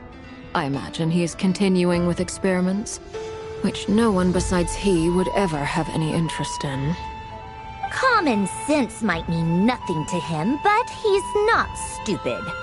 He knows that no good can come from opposing the Tsaritsa. Smarts alone won't get him all the way. He needs the Rooster's resources and Regrator's Mora, both of which the Tsaritsa can strip from him by waggling a finger. But doesn't he have a track record of publicly following orders while going against them in private? He probably has it down to a fine art by now. Wouldn't put it past him. We worked together on a research project once. Only briefly, but it was enough to show me that we're fundamentally different people. He has no interest in doing things methodically, stage by stage. His thoughts jump all over the place, and the moment his curiosity is satisfied, or he gets the results he wants, he disappears. The only similarity we share is that, once we set our minds on doing something, we will see it done, whatever it takes. Oh, we definitely saw some of that in your battle with Rerir. You got so competitive. Ugh, do not remind me. Then I believe we all concur. Dottore will not simply give up. Fantastic. Now this is turning into a whole day of unpleasant memories. Ugh. Are you talking about the moon marrow stuff? He also strikes me as the kind of person to disregard experimental regulations, ruin all the equipment, and go way over budget. Then leave the first person he can find to deal with the fallout. Exactly! This one time, he was running some high-temperature experiment and the substance exploded. But does he care? No! He orders his subordinates to open the device so he can observe the results, which causes the gas inside to leak out. That gas was poisonous! If I hadn't been there, who knows how many people might have died. And after all that, he left, while I was still cleaning up after his mess. What a waste of time, he said. Waste of time? The nerve! He wasted my time! You've been bottling that up for a while, huh? Hat guy, I must say, you seem awfully familiar with internal Fatui affairs. Especially when it comes to Dottore. Thank you, Lady Harbingers, for providing such valuable information. I have no other questions for now, so I'll be on my way. Wait, what? You're just gonna leave? You're welcome to join if you want. Ugh. Just when Paimon thought he'd finally mellowed out. He makes quite the impression. I'll say. I've met tons of headstrong people, but not many of them would join me in bad-mouthing Dottore. Anyway, back to the main agenda. Barca, you said that Columbina has gone missing? Or rather, disappeared. Yeah. We're working on building a connection between her and this world. The simplest method is to find out her real name. I've actually asked her that question before, but she said she didn't know. Considering our relationship, I doubt she was lying to me. As far as I recall, she was never dispatched by Her Majesty to claim a gnosis or anything like that. The Tsaritsa's plans had long contained a place specifically for her. I always thought that was weird. What could she do that the rest of us couldn't? Knowing what we do now, it's probably something related to Kavaki, right? More than likely. When she first arrived, Columbina would often go to Her Majesty and ask when she could start the task assigned to her. But Her Majesty always gave the same reply. The time has not yet come. So the Tsaritsa has summoned a beautiful blind maiden to be a harbinger, giving her the third seat by virtue only of her enchanting voice. It was a dumb and stupid rumor, but the reality of the situation made it hard to refute. And what happened after that? I imagine she stopped caring. She no longer seemed to care why she had been recruited, and Her Majesty never gave her any missions, so she just continued to sing in the flower garden. For my part, I was busy. So busy, in fact, that watching someone be that idol had me fuming. But still, I got the sense that she had long been used to a life of other people claiming she was needed when she wasn't. I just felt that having a place to stay would cost me something eventually, and so I waited quietly for the day that I would have to pay the price. And on the other end of that spectrum, you had me. Someone once told me that I had the lousiest work and the toughest luck. That's a good way of putting it. I forget who said it, but those words have always stuck with me.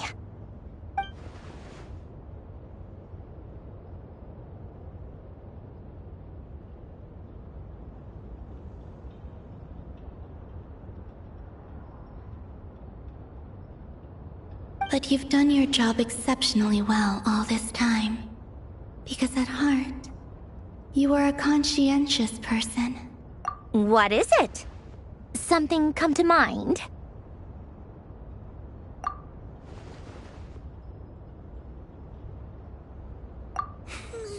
That makes sense.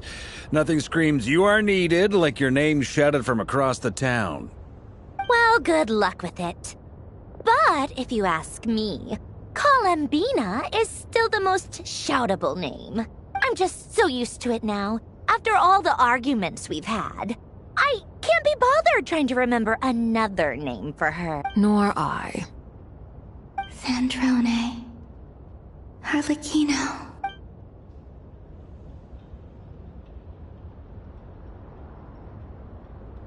Huh! It's a Sealy! Does that mean Nicole has news for us? Ladies, I thank you for your hospitality. If the chance ever comes up, I definitely owe you both a drink sometime. I'm sure it will. You can make your own way out. Heck, you've been here enough times, you probably know your way around better than I do. Okay, time to do what adventurers do best. Follow that Sealy!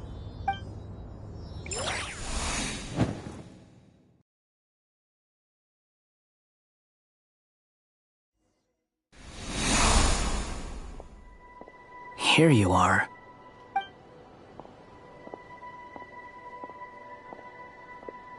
Oh, that guy. How come you're back so soon? Did things go all right with the Fine. Totori's been summoned home by the Tsaritsa. Couldn't get much more than that. How about you? Any progress with the investigation? Unfortunately not. We've tried everything. Different phantoms, different locations, different points in history. But the results were the same each time. Abyssal monsters roaming the land. People crying out in despair, with no hope of being rescued. Every time I see it, I can't help but think, is this what it was like in Mondstadt when Dragonspine Durin attacked? And if I fail in the task I've been given, will I create yet another tragedy? That's just meaningless speculation.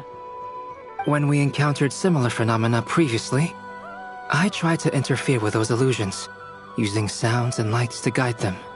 However, we could not change their fates. At most, we were able to extend their existences. The events of the past are like fate that has been written into Irminsul. There isn't a living thing in Tevat that can escape its past. But Miss Alice instructed us to try to find ways to change the outcome that these phantoms face. It's an impossible task. Can't you just refuse? Since she asked us to do this, I feel like it can't truly be impossible. Or if it is, well, mages can make the impossible possible. I could not have been born as Durin otherwise.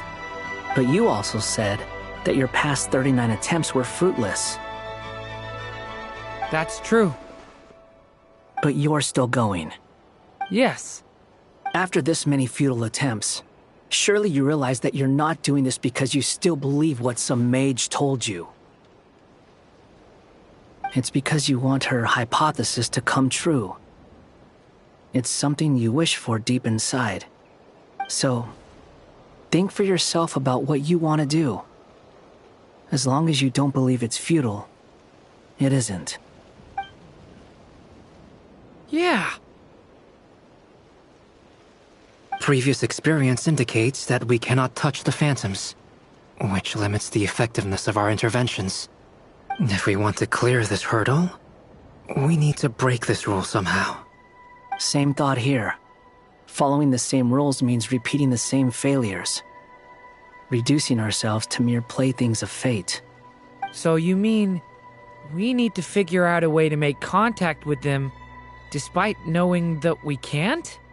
Yes, and I suspect that's something only you are capable of. Everything in Tevat is logged in Irminsul, but the withering that once occurred in Sumeru was a sign that the Great World Tree was being corrupted. This corruption allowed things that should not have existed in Tevat to appear. This is tantamount to rewriting reality to an extent. You're saying abyssal power might be able to affect those phantoms? No one's ever tried it before. If you're gonna try it, it'll take courage. And you have to be confident that you can control it. Is anyone there? Has anyone seen my daughter? She's missing. I have to find her. I hear someone inside. Spargana? Are you in there? Ah! If I can use my abyssal powers to warn him that there is danger here, maybe it'll change his decision. Yes. The important thing is not the nature of the power, but rather how you use it. To intimidate and obstruct. Sounds about right for the Abyss. Let me try. I should be able to influence that thing. Have you seen a little girl? What? This isn't the time for that! Just run!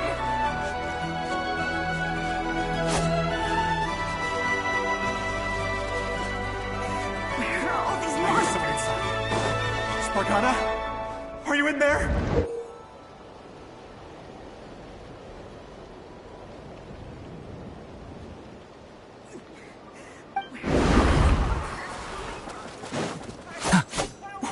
What is this?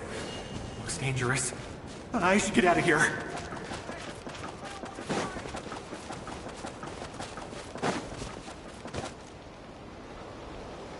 He really left. Ha! We did it! Don't celebrate too soon. Follow him. See what he does next.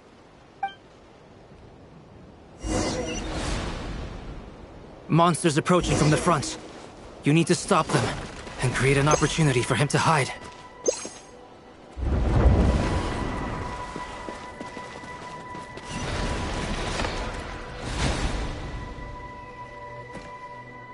Help me!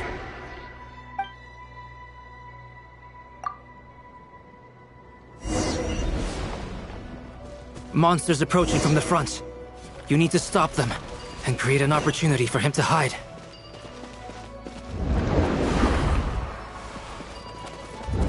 No! There's monsters ahead!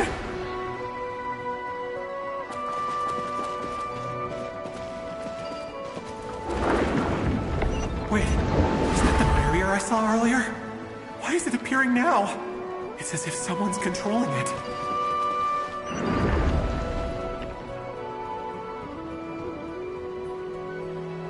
The monsters are gone.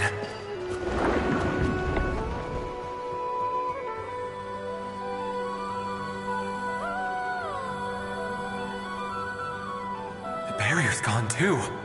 How odd. Anyway, I guess I'll keep going. Quickly, Let's keep up.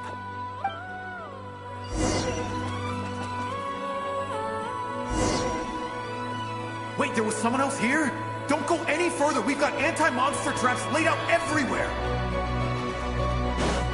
But my daughter must just be up ahead. I have to go. This way's blocked.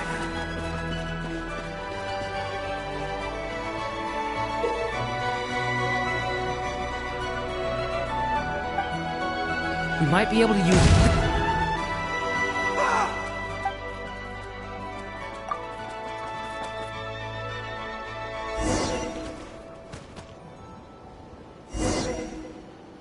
Wait, there was someone else here? Don't go any further. We've got anti-monster traps laid out everywhere. But my daughter must just be up ahead. I have to go.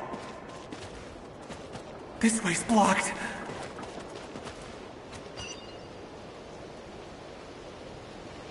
We might be able to use the explosives over there, but we need to take care not to hurt him.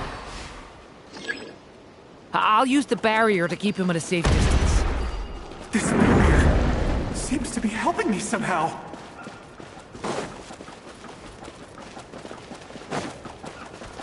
Hey, wake up! Oh, no good. Gotta keep moving ahead.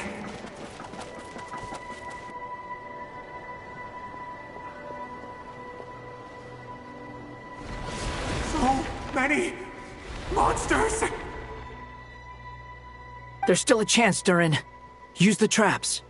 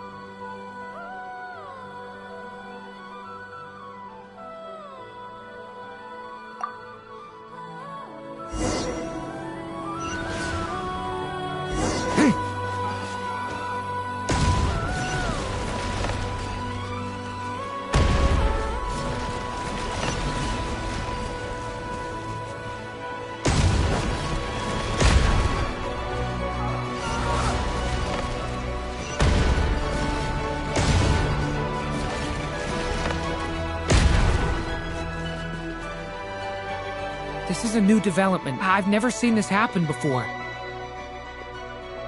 We might just be able to save this person.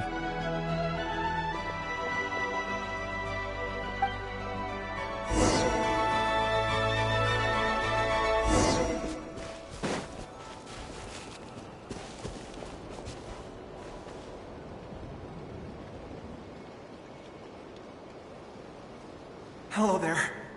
Have you seen my daughter? Spargana's her name. She's carrying a large backpack. Get out while you still can, you fool. You won't find any survivors here. But I can't just leave her here. She must be so scared right now. Sorry. Wish I could help, but I haven't seen her. You'll just have to keep looking. Okay, thank you. If I do find her, I'll get her to shelter and come back for you. Don't bother. I've got nowhere left to go. What's that noise? Monster! No, if he goes inside, he'll be walking into a trap. Let's try this once more. This...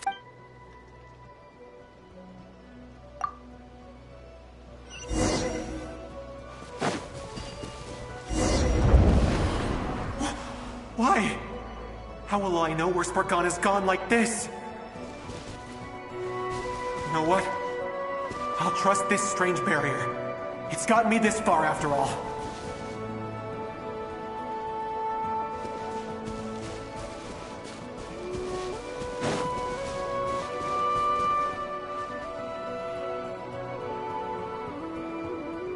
Spargana, are you there?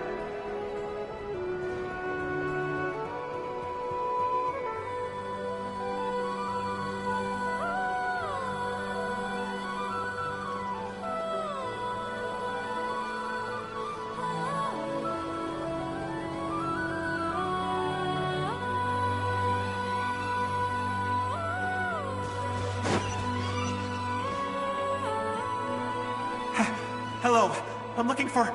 Huh? Looking for what? Everything here belongs to me. Get 'em, boys!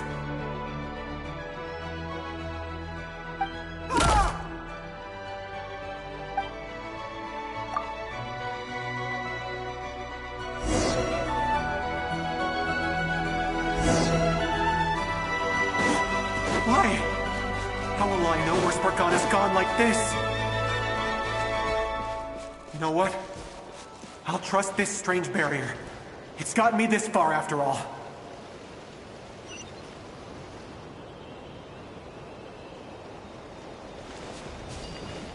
What? Hey! Let us out! Spargana, are you there?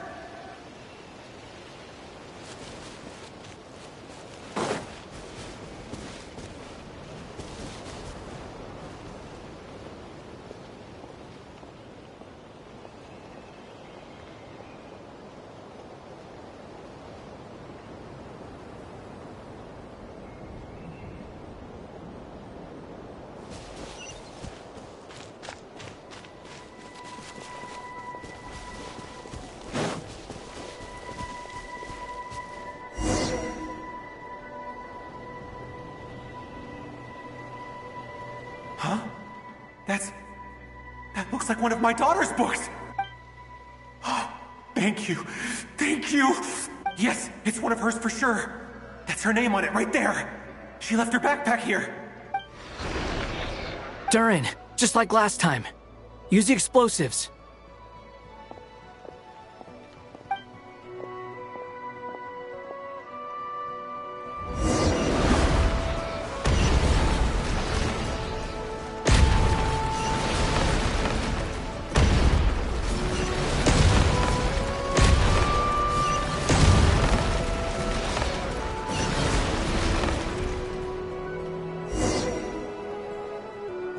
It won't work.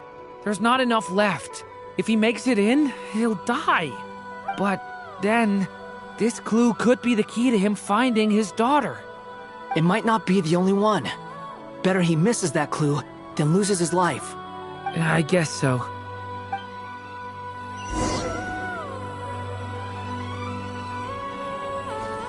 Stop him, Durin. We can't let him get any further in. That's my daughter's book! She's passed this way! Why? Why won't you let me go in? I've searched and searched and searched just for this!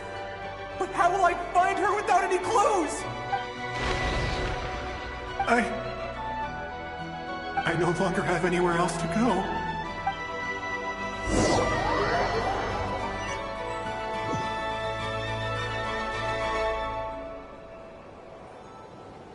I'm sorry. I'm so sorry. He refuses to go anywhere else. Whether he opens this door or not, all that awaits him now is death. We couldn't change his fate. Albedo? Hat guy? Let's try one more time. I don't know how we're gonna do this, but I don't want to give up either.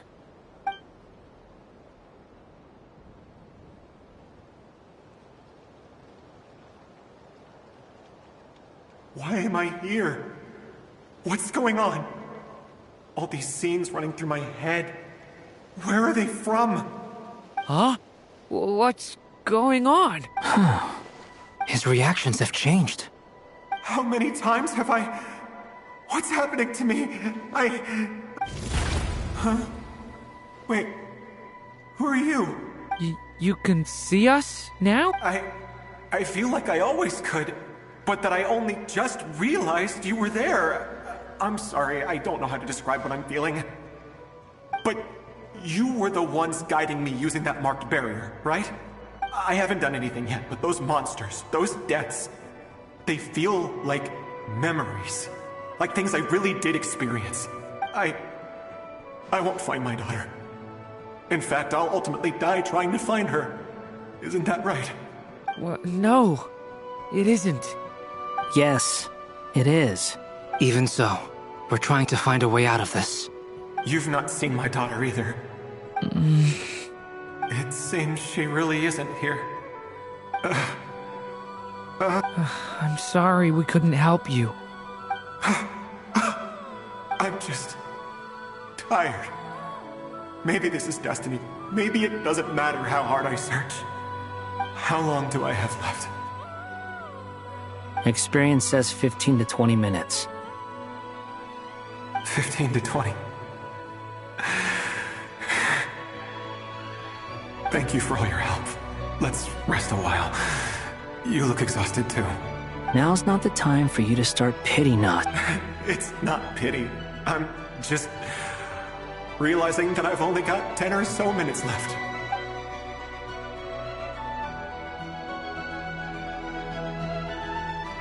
You say you're from Mondstadt, yes? A place with windmills, where people enjoy limitless freedom? And you're from Sumeru, where they've built an academy into a giant tree? Yes. It seems you've never heard of either place. Those names are unknown to me, I'm afraid, yes. Have you heard of Hyperborea? I have, but I heard that it was destroyed in the distant past. I see. That was where my ancestors once lived. What about Delphi Pytho? Was it later rebuilt? I've never heard that name. Then what about Sal Vindaknir? I have seen that name on stone tablets on Dragonspine. But I'm afraid the only things left of that place are its ruins. I see. Sure enough, there was no way to turn this around, huh? I'm sorry. I was the one who asked to chat, but it seems like we're too many ages apart. There's barely any common ground to start from. It's all right. We did hear something new, at least. From how you speak of your lives, things must be going all right for you, I guess. They are. Mondstadt is a place of freedom and happiness. There's a lot of good people in the church and the Knights of Favonius, and even outsiders find that it's an easy place to feel at home. We have festivals a few times a year. Everyone gets together to drink, sing, and be merry. Sumeru is a lot more uptight. Not really the kind of place where you can relax. It's a nation fraught with problems wherever you look. But if all you want in life is to seek knowledge, I guess it's pretty much paradise. That's wonderful. In other words, after this all-devouring black tide passed, humanity did not merely avoid extinction, but rose to build prosperous civilizations anew. I mean, I can see you all right now. That must mean the future isn't a total mess, right? That's true. Well, time's almost up. Let's part ways, I think. Might be best if you don't waste too much time on... The chances are slim, I know, but I'd like to spend these last few minutes looking for Spargana. If things work out, I'd love to tell her about what I've heard. May we meet again. Well, or not, most probably. In that case, may your wishes come true.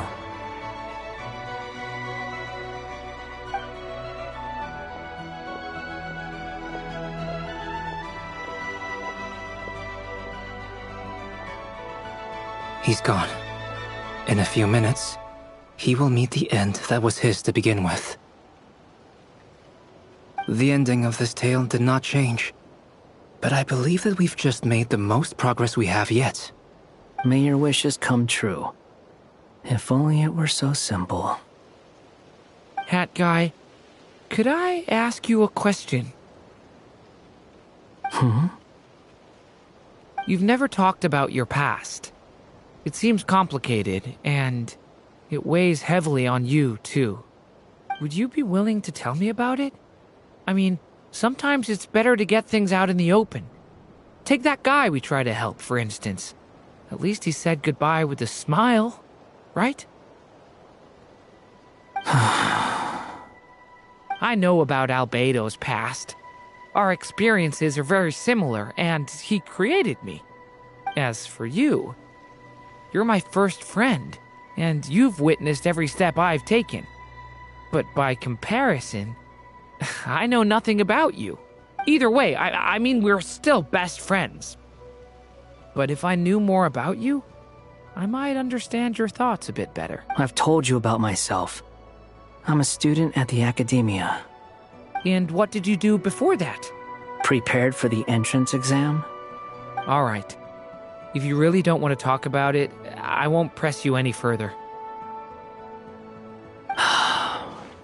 I was a puppet built from the branches of a white tree, using technology left behind by the Conrian schools of mechanical engineering. A white tree? You mean an Irminsul tree? Yes.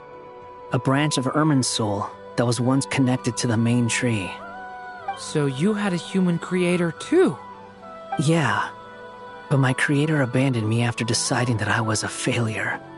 After that,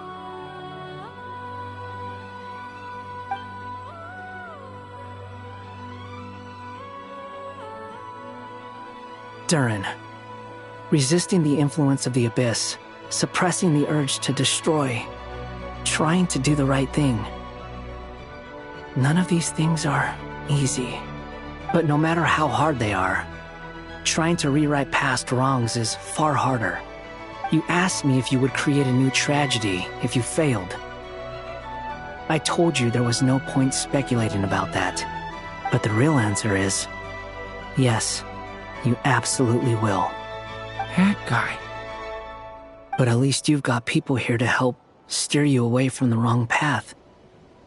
So, just keep aiming towards the light. I will. I promise. All right, break time's over.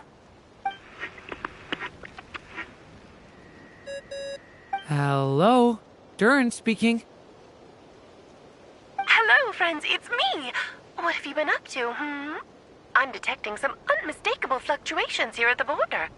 The amplitude isn't particularly high, but they're completely different signals from the ones before, and the scale is comparable to those I've detected previously. Alice, we were unable to save that person. However, he appears to have retained a portion of the memories gained through that cycle, and was able to hold a conversation with us. I see. Well, that is rather odd indeed. It definitely merits further attention. Could I trouble you to keep trying the same approach? I need to gather some more data. Counting on you. I should probably have Nicole come and check this out as well.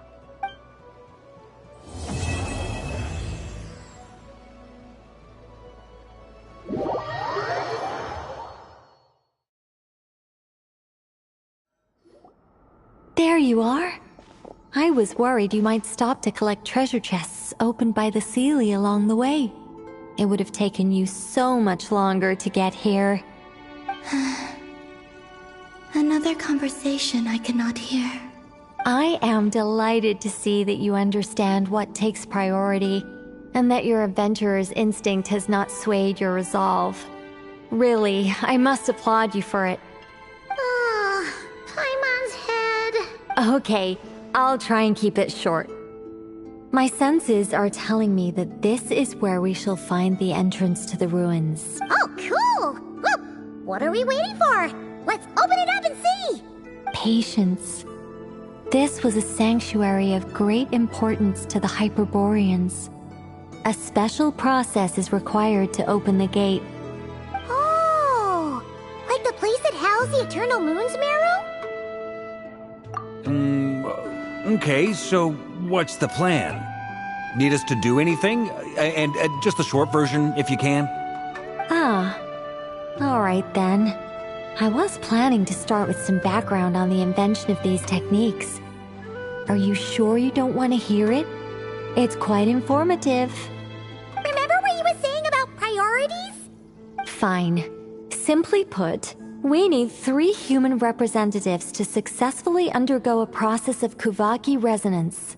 Think of it as a test from the 3 moon goddesses to see if the entrants are qualified, with the most recognizable qualification being Kuvaki. Pretty sure Lauma would ace that test. Oh, wait. We need 3 people. I also have no doubt that the Moon Chanter would be qualified. But therefore, the most feasible method is not so much to follow the rules, but to figure out how the test functions and find a workaround. I've done some research, and it turns out the mechanism is rather crude. We'll simply need humans to stand before it who have sufficient Kuvaki energy within them. I'm with you so far. How do we get the Kuvaki in them? The easiest way would be transfusion. Take some Kuvaki from Nodkrai's soil, put it into the bloodstream, and get it circulating in the body. So we're going to cheat on the test? Precisely. There are other methods, but this is the simplest one. Cheating the system is much easier than trying to hide from it. Huh?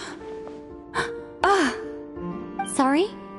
Does the idea of cheating upset you, Miss Lauma? No, that's not it. I suddenly had an idea. Oh, what is it? It's about Moon Prayer Night. I figured out a way for Kutar to join in the festivities. Huh? But as Paimon said, we need to have our priorities straight.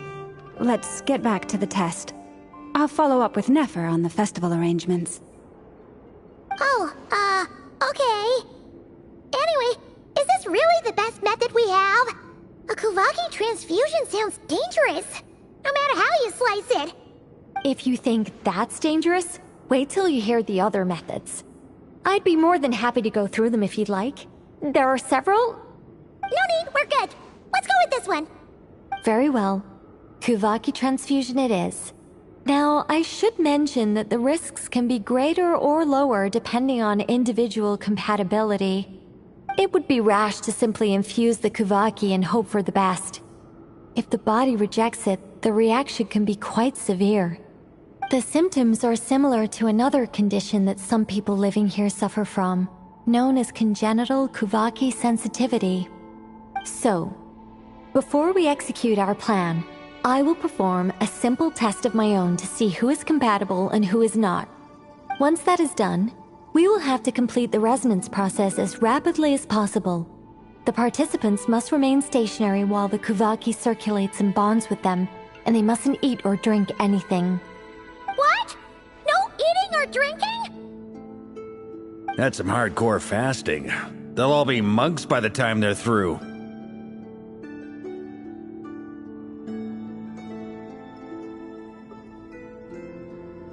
"3 days. Oh, that's so long! And we still need to find 2 more people who are not just compatible, but also willing to volunteer. Fasting? What are they talking about? Really? Don't you want to think this through? Haha, count me in too. 3 days without food? I can handle that. Miss Nicole has made it clear that this is the easiest way. The way I see it, there's nothing else to discuss.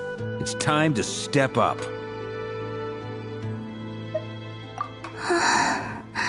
Yeah, you're right. In that case, Paimon volunteers to be Captain of Logistics. She'll keep the fires lit and grab some spare clothes to keep you comfortable. Then we'll start with you first, Traveler. Please step forward.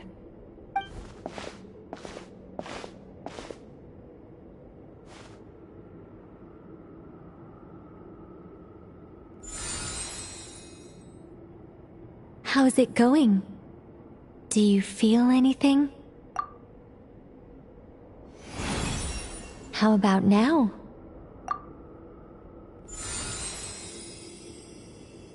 And now?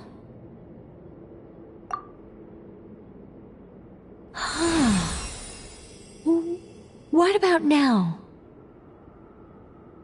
You guys, it's not a competition, you know. All right, I'm officially impressed. Even as a descender, you can withstand far more than I imagined. It's like I summoned a giant stone titan to arm wrestle you, and your arm hasn't even moved an inch. In my last attempt, I infused 5 times the amount of Kuvaki required. Yes, safe to say, compatibility won't be an issue for you.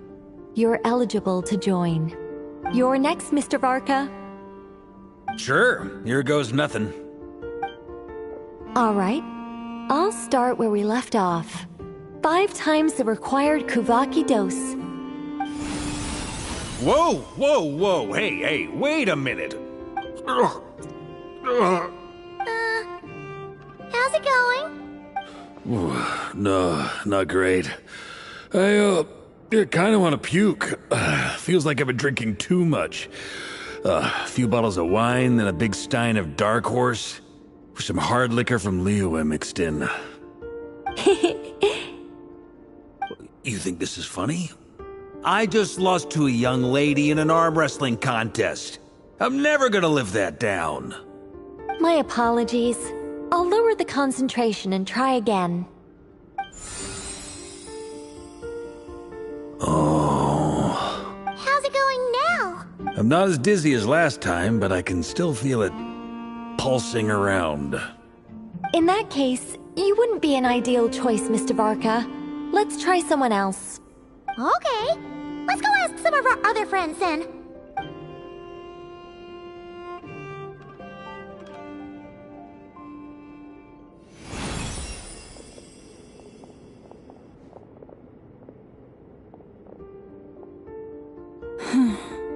No surprises here, Miss Moonchanter. You're perfectly compatible. You made your...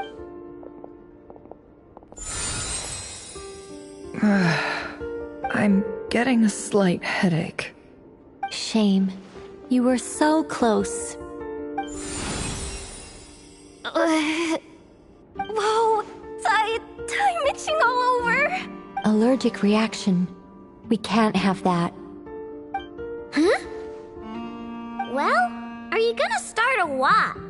The Hexen Circle is an organization that cares for and protects children. We will...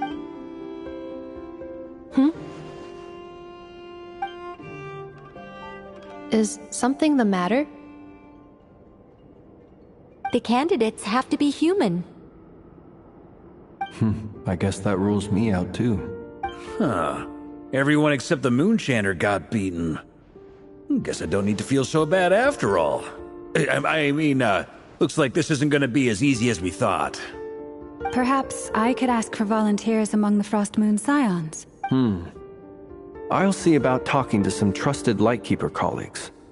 Itlua springs to mind.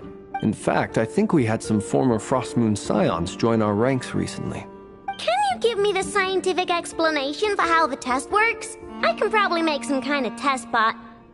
Then we can just zip through Nasha Town, going up to people and pressing a button to check their status. Wouldn't that be way easier? No. Wow! No elaboration for once. How about I contact the Knights of Favonius garrison in the Wave Chaser plane? Shame that Lohan's already left. And that guy's even tougher than I am. Strange. The moon goddess is clearly revered by many people. So why is she on the brink of disappearing? She mentioned that the world has rejected her from the very beginning. And when we fought the Reikir of Solnari, it seemed like she exhausted her power for our sake. Also, Paimon's not sure revered is the right word for how people feel about her. Gratitude, certainly. For my part, anyway. It's basic reciprocity. She helped us, so she deserves our help in return. Yeah. Even though she looked like she didn't care, she still saved a ton of people, including me. A review of the relevant data leads me to conclude that Miss Columbina is a good person. Yep, you bet! They really think so? I'm super surprised that Columbina isn't her actual name, though. I think it really suits her. It's light and graceful and... yeah, just a really pretty name. I know, right? Unfortunately, that's not our decision to make. Columbina. That was the code name the Fatui gave me. But it also came up in the song I heard when I was born. But... is that really all there is to it? What do I truly think of my own name? Is there anyone left who will still call me by that name?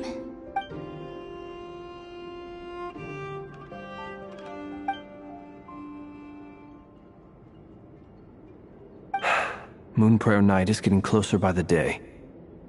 We're running out of time. We need to look for other candidates. Then allow me to try. Huh? What are you doing here? You contacted your friends via the Adventurers Guild. Sandrone has been keeping an eye out for something like that. So since I have the ability to accommodate a moon marrow, I should prove to be a suitable candidate. Arlecchino. When can we begin? I see. We can begin right away. How was it? Did you feel any discomfort? Not at all. Then it seems we shan't need to look for additional candidates. Great! Cool. All right, like Paimon said, the rest of us can take turns making sure the three of them stay warm and comfy. Then, my job is to take care of the caretakers. I will ensure everyone receives food and accommodation. I'm ready as well.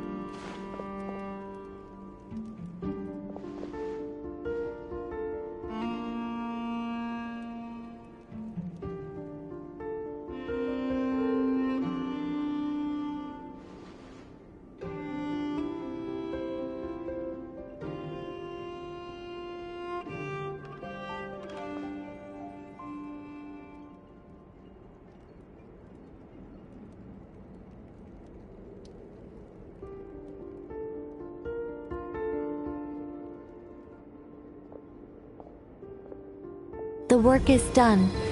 The sacred scroll shut. The stars grow dim, the people silent. The white sun sets, the silver moon rises. O path to the temple, appear now before us.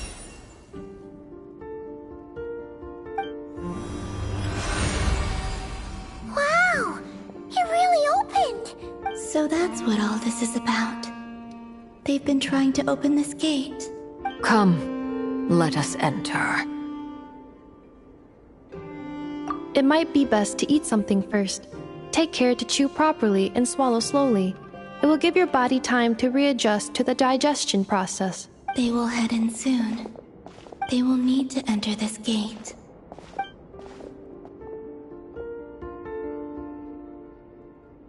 Huh? I cannot pass through. Is it because I have no physical body? It has been 3 days. My strength has all but completely faded.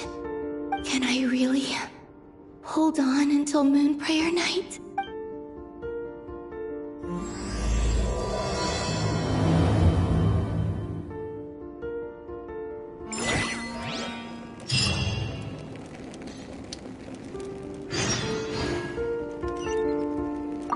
I have confirmed that you are all in good health. With that, my work is now complete. It's good to know you're all well. Puts me...